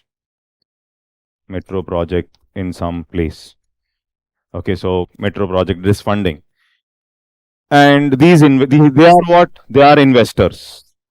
Same in the investment trusts also. When we are talking about investors, invest money. Okay, and they are investing. This money is going into these projects. Okay, and the project here, it will also get some money. It can get some interest, etc. And from that interest, it will pay it to the foreign entities as well as the Indian entities. Okay, so government also reduce these taxes. So when you're paying, let's say 100 rupees, so earlier government used to deduct 20 rupees. Now government decided to deduct only 5 rupees and give 95 rupees. So government also reduced some taxes, which are also called as the withholding tax, etc. So like this, many measures have been taken. Okay, So in the similar line, a simple way to understand. Okay, so simple way to understand is, suppose National Highway Authority of India is there. Okay, and there is a road project which has to be constructed. Now this is a road project. So National Highway Authority of India has constructed this road project. Now after that, this National Highway Authority of India is going to transfer this to some trust. The responsibility is in the hands of the trust only now. The trust is going to handle. Okay, and the trust will take care of this particular road, etc. So government, now this entity is no way concerned with the road anymore. Now this trust is going to handle this road. Okay, now the question is, you have to raise some money. Okay, so one is, you have some project managers. Okay, project managers. Okay, and you want some investors. Now you will say, investors, come on, invest into these infrastructure projects. Okay, come on, invest into this infrastructure projects. Now they are investing, let's say somebody is investing 1,000 rupees, or somebody is investing whatever extra cash they have. Okay, or they are investing 10,000, 20,000 rupees, etc. Now you are giving them a piece of, you can call it as a piece of equity, or you call it as some paper to these investors. Now, because of this, as and when the project starts moving, as and when the money is flowing, okay, so dividends will also be paid. Okay, and when the money is moving, and from this money, the investors are paying some money. Okay, so from this money will be used by NHAI also to build some other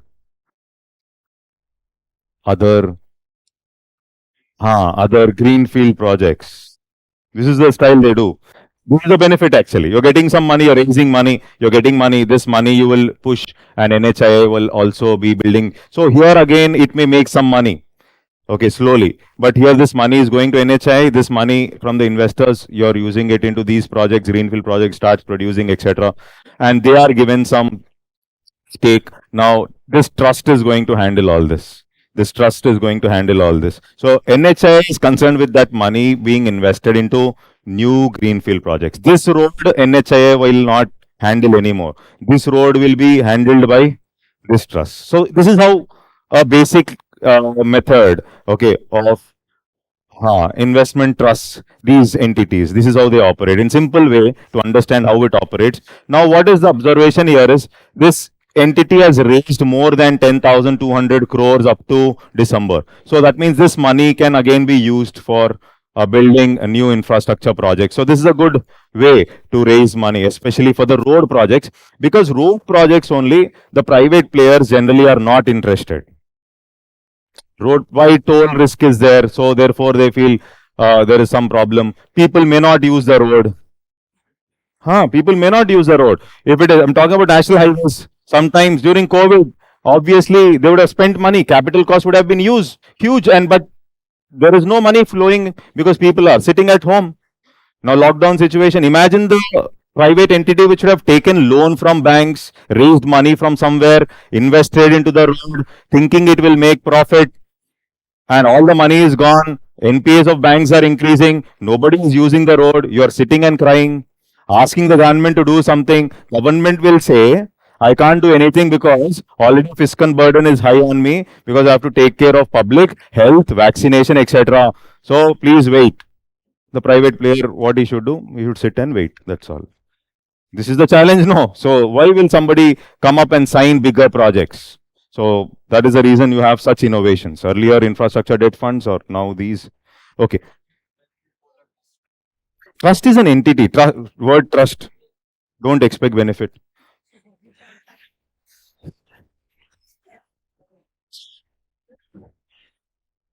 Simple. Understood? Yes. Don't expect. You are given a duty to do. Just do it. Nishkama karma. Just do it. Do that duty. Don't expect. Okay, here you are a trust. You have been set up by NHAI. There is a logic. Okay, maybe for running it, some some charges will be given. No doubt about it. It's not free, no. And the project manager is there. The project entity is handling it. Salaries have to be paid. All this will be there from that money which you are pulling up. No doubt that is there. Huh? It's not that just free of cost they are doing.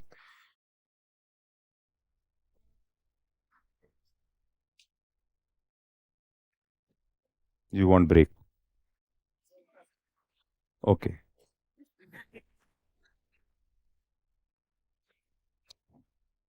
Okay.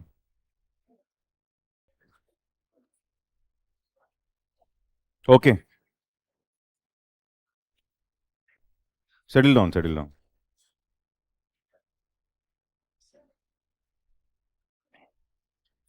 So here, this is about railways. Okay. So there is one observation here.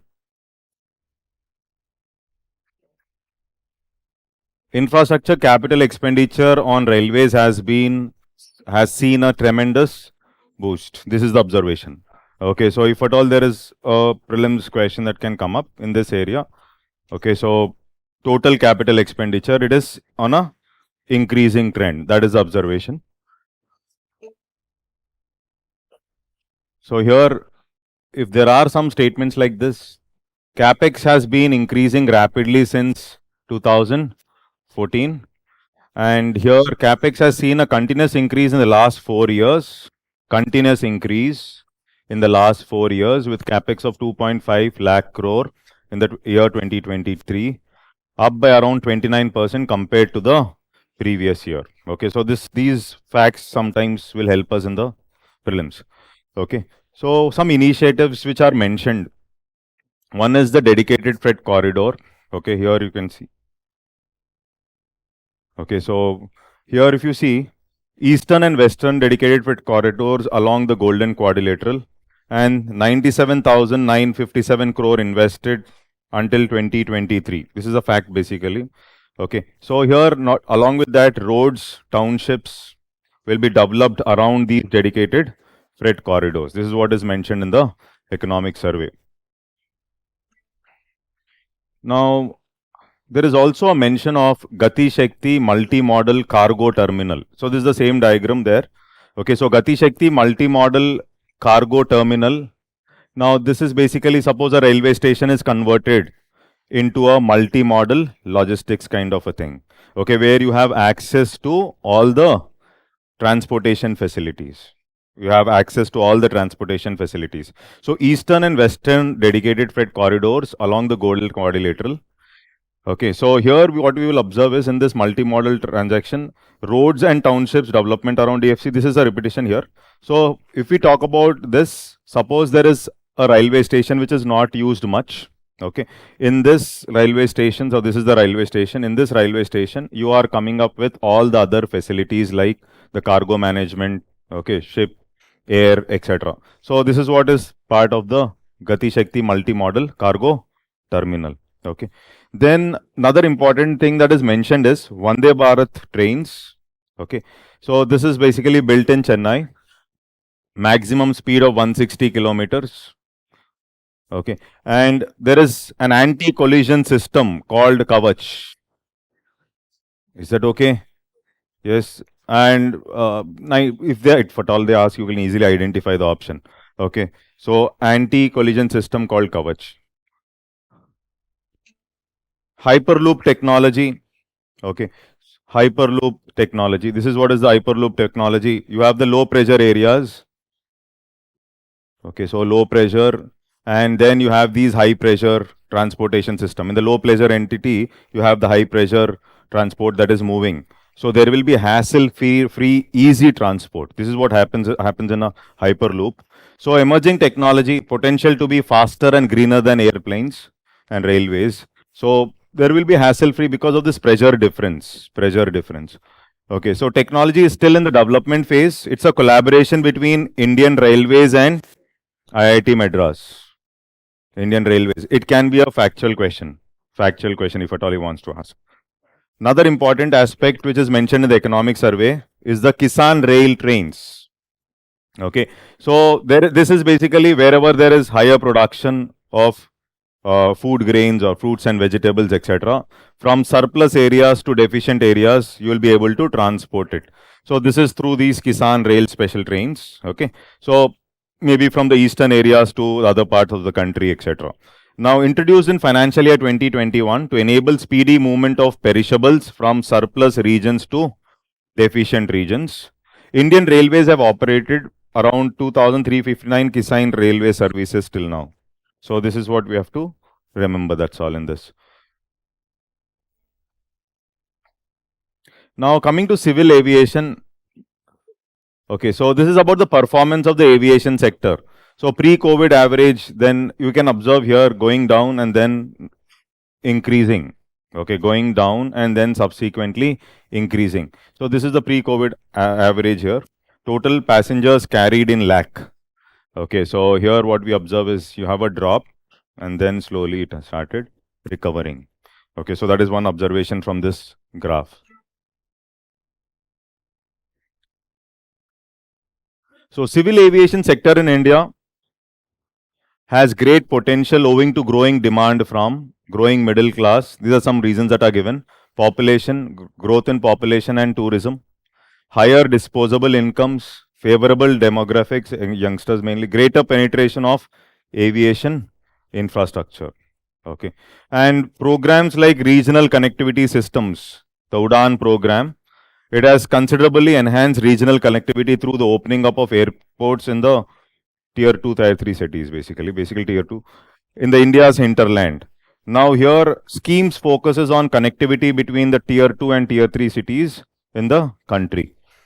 Important for connectivity. More than 1 crore air passengers have availed themselves of the benefit of UDAN scheme since its inception. This is what the government says. And one important aspect, government has approved a budget of 4,500 crores for revival of existing unserved, undeserved airports and airstrips. Is that okay?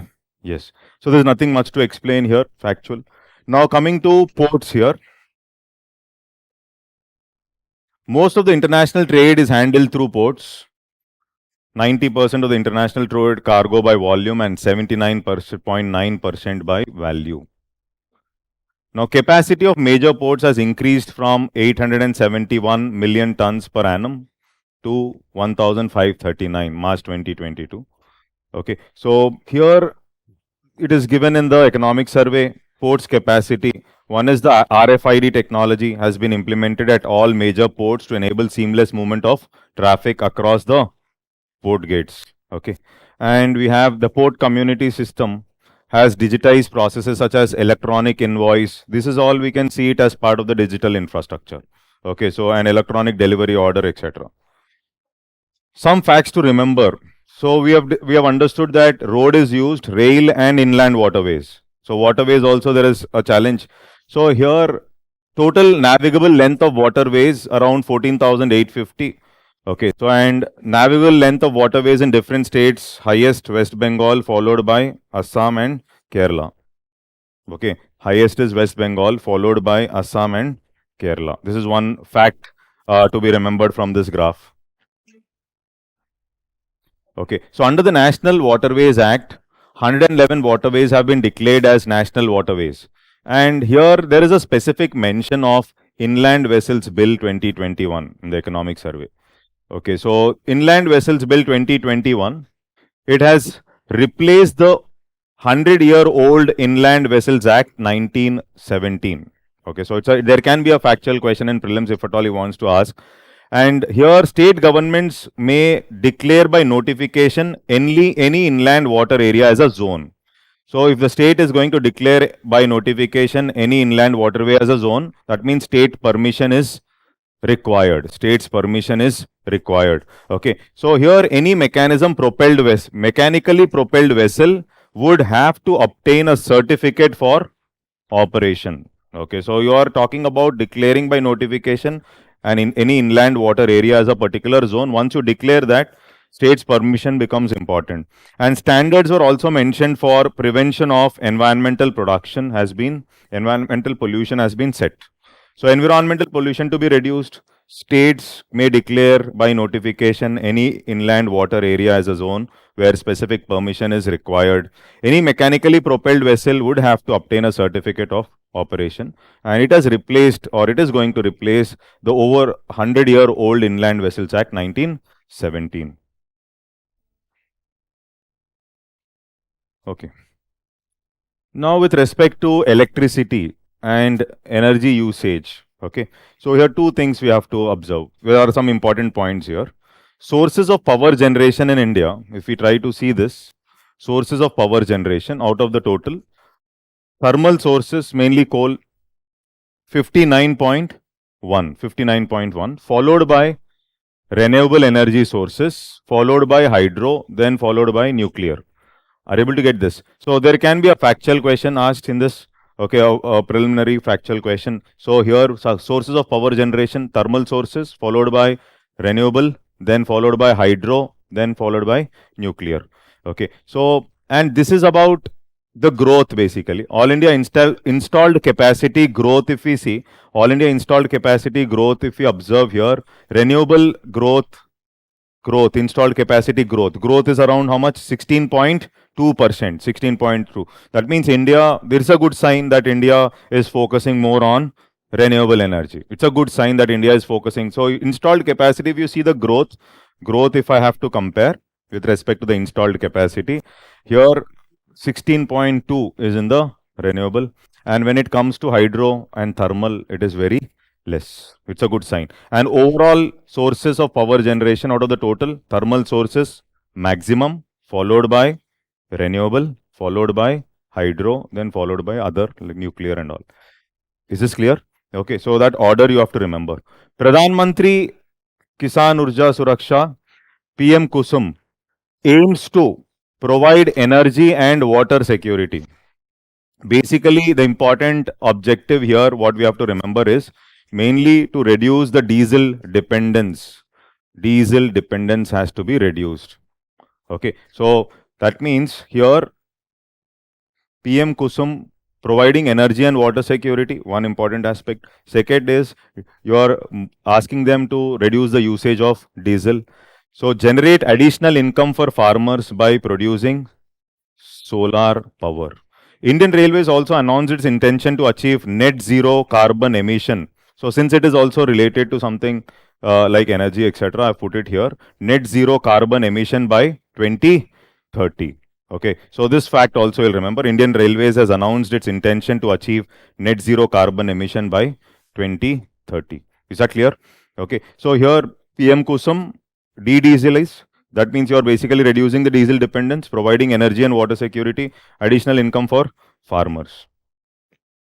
Now, this is all about the physical infrastructure, and the economic surveys focus on different areas related to infrastructure: road, rail, port, airways, etc. Now comes up the developments in the digital infrastructure. Okay, so here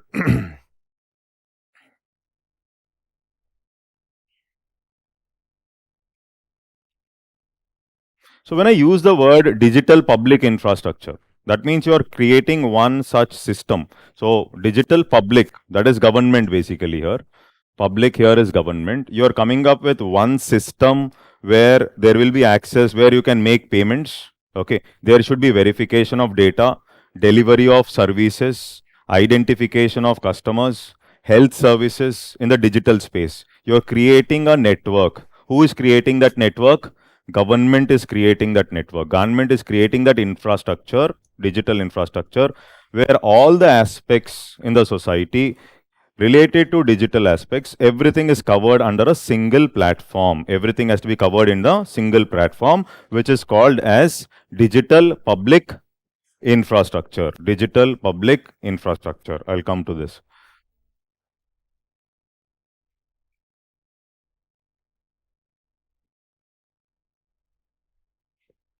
Okay, so in the developments in the digital infrastructure, the first important aspect which we should understand is the focus areas of the Digital India program. Focus areas of the Digital India program 2015-16. Government was very much focused on these aspects. Okay, so first one is what? Availability of high-speed internet for delivery of services.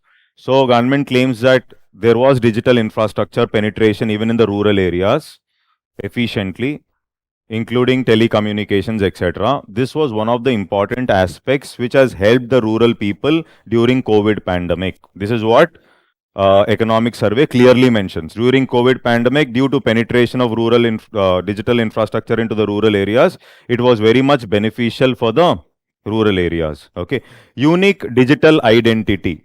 Okay, so this is one more important aspect. For example, the first aspect of the digital presence of the government. Okay, digital public infrastructure presence can be seen with coming up with Aadhaar, then linking up Aadhaar with bank accounts, then checking, then proper identification of customers, checking the eligibility of the customers, or you can say eligibility of people or the BPL families with respect to implementation of schemes. Are you able to get this? So the initiation of, you have this UID and PDS linkage, which government was talking about. PDS, ration shop, the PDS being linked to UID, Aadhaar. So this is the first initiation government has mentioned, and it was also talking about increasing the database. PDS being linked to Aadhaar, it is also good for Aadhaar because PDS is a system which was existing since many years. So it will also be beneficial for Aadhaar, and subsequently when Aadhaar becomes popular, identification of the right beneficiary will become easier and government schemes will become efficient. Today, efficiency in government schemes cannot happen without digital infrastructure. If you want to handle corruption, also one of the important area is what? Digital infrastructure. Identification, checking for the validity of the scheme, then implementation, etc. Everything will become efficient through digital infrastructure. So, unique digital identity, enabling citizen participation in digital and financial space. There are schemes of the government where the government apps will be disclosed, and if they want, even the citizens or some companies want to participate, revamp the apps, suggestions can be given. All that is also there. Then shareable private space on the public cloud, that is basically digital storage. There the documents, certificates, etc. Everything can be stored in the cloud. But this is of course a little risky. Why? The risk gets enhanced with respect to safe and secure cyberspace. This is one area even the banks we are facing right now. So obviously when you're coming up with something good, there will be security issues here. So this is one important area where there is a huge security issue. Is this clear?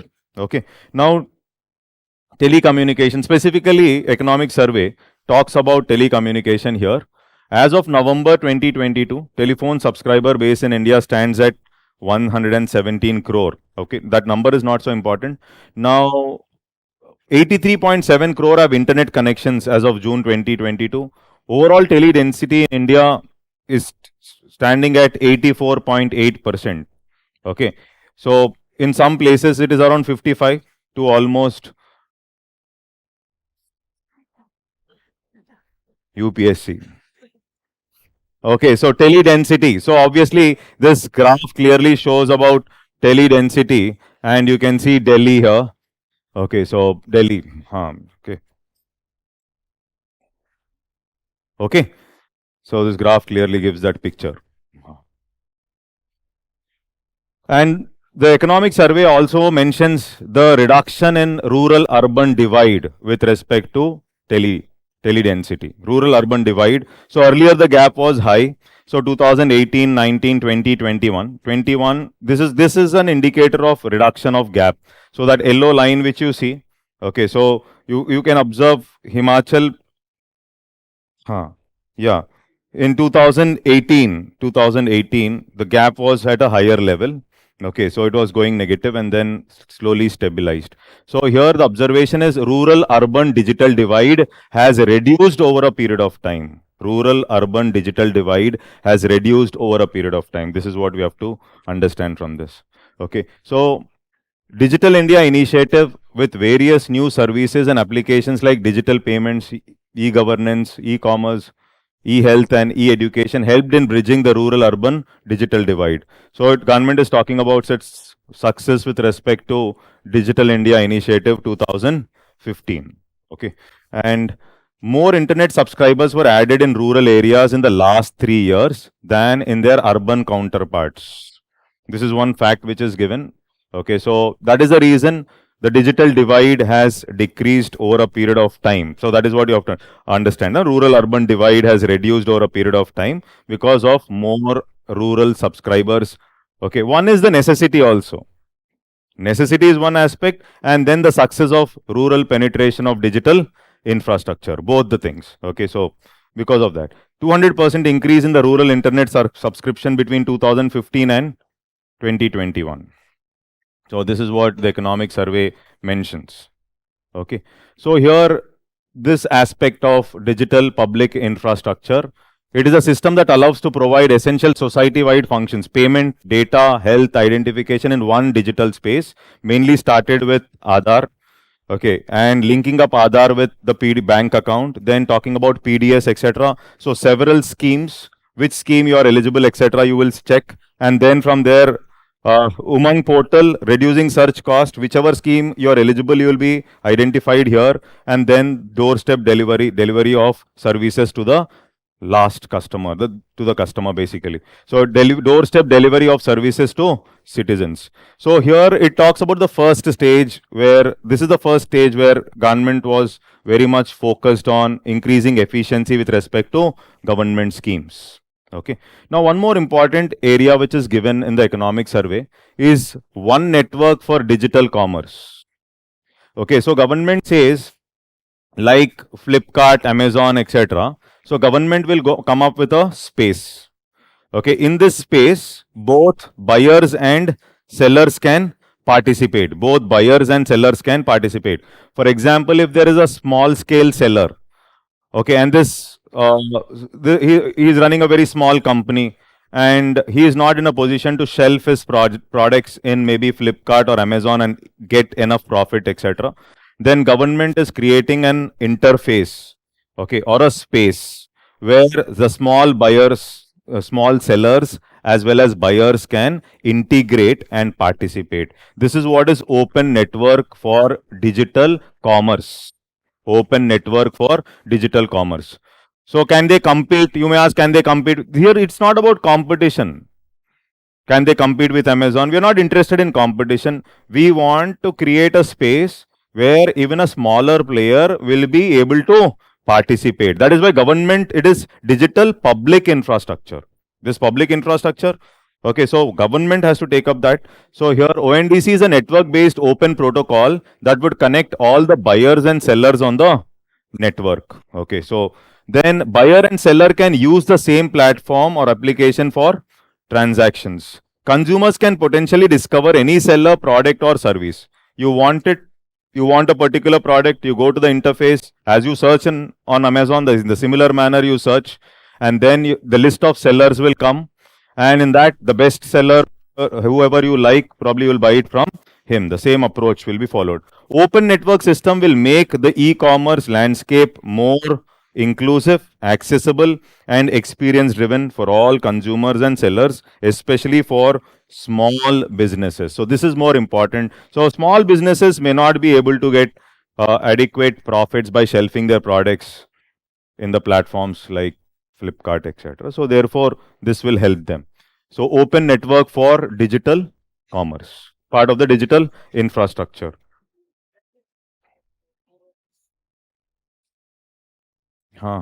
Yes, yes, similar. Government run. Yes, similar. So when I talk about digital infrastructure, you should also be knowing that e-way bills is also part of digital infrastructure.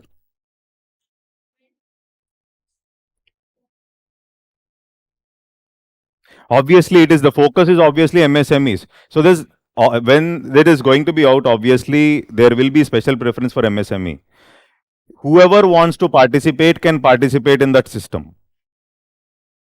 Yes, yes.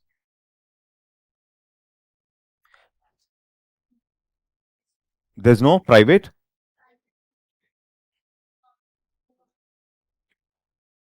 No, no. Anybody can participate. Anybody can participate. That the infrastructure is created by government. Okay. So here, unified payment interface. So economic survey clearly talks about UPI transactions over the calendar year increasing in value as well as volume. Okay, so this is what the survey says. And here you can see Empower and knits multiple bank accounts into a single mobile application. You know that already 4 years back this question was asked about UPI. Okay, and mobile wallet, etc. So UPI transactions grew in value 121% and volume 115% between 2019 to 2022. That is what you'll remember. The graph says that volume and value it has increased. Okay, so graph is very clear increase. Okay, and for international adoption, paving the way for international adoption, everything is made easy here. Initiatives taken in the field of digital infrastructure. This is given at the end. Okay, and a few things you will try to read. Okay, so for example, UPI is there, account aggregator. Okay, account aggregator, it is a global techno-legal framework that enables individuals to share their financial data quickly and securely with their consent with any regulated third-party financial institution. Okay, you have a bank account in SBI, you want to take a loan from Karor Vaishya Bank. Okay, so automatically the transferred. Okay, automatically the data will be shared so that much of hassle will not be there. Okay, so you can take loan from that particular bank also. Is that clear? So that is what is account aggregator, etc. UPI, you know, open credit enablement network. It will transform lending and borrowing sector. It will ensure that small borrowers are able to avail themselves of the best terms under the which credit is available. Just go through them once. Okay, so not so difficult, but once you have to just go through the OpenForge. It promotes use of open source software and sharing and reuse of e-governance related source code. Just go through them once. So both physical and digital infrastructure are improved over time due to government initiative. This is the understanding from the topic. You have seen tele-density to UPI. Okay, along with the rail and port and all that, digital infrastructure development is also there. Okay, so public-private partnerships, national infrastructure pipeline are some of the important initiatives for physical infrastructure. In that, you should be clearly knowing the differences of NIP, monetization, and etc. Internet connection and tele-density has improved. Internet connections, rural-urban divide with respect to digital aspect also has reduced. Okay. Okay. This is from our material only. Budget you have to read. Okay.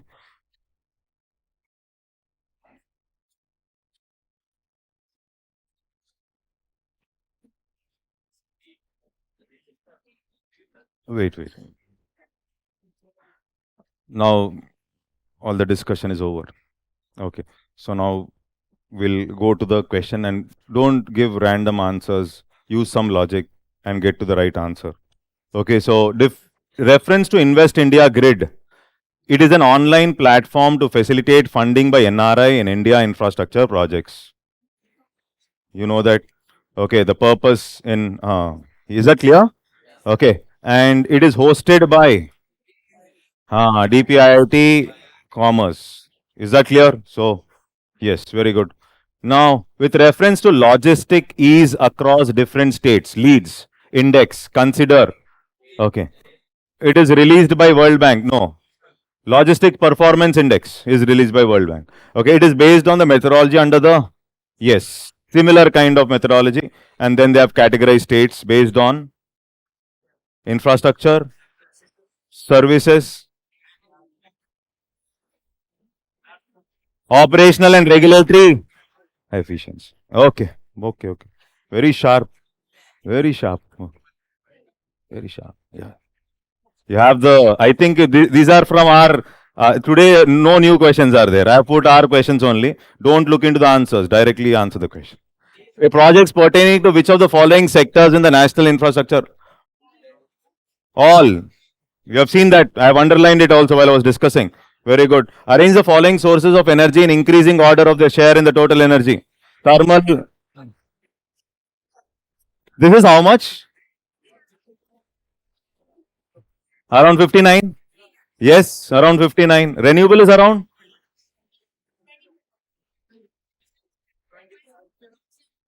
27. Okay. Okay, enough. India has the largest railway network in the world. No. Only 20% of the international trade cargo by volume is handled through ports.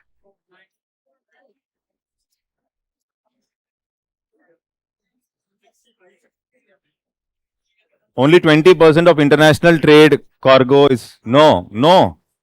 International trade. More than 60.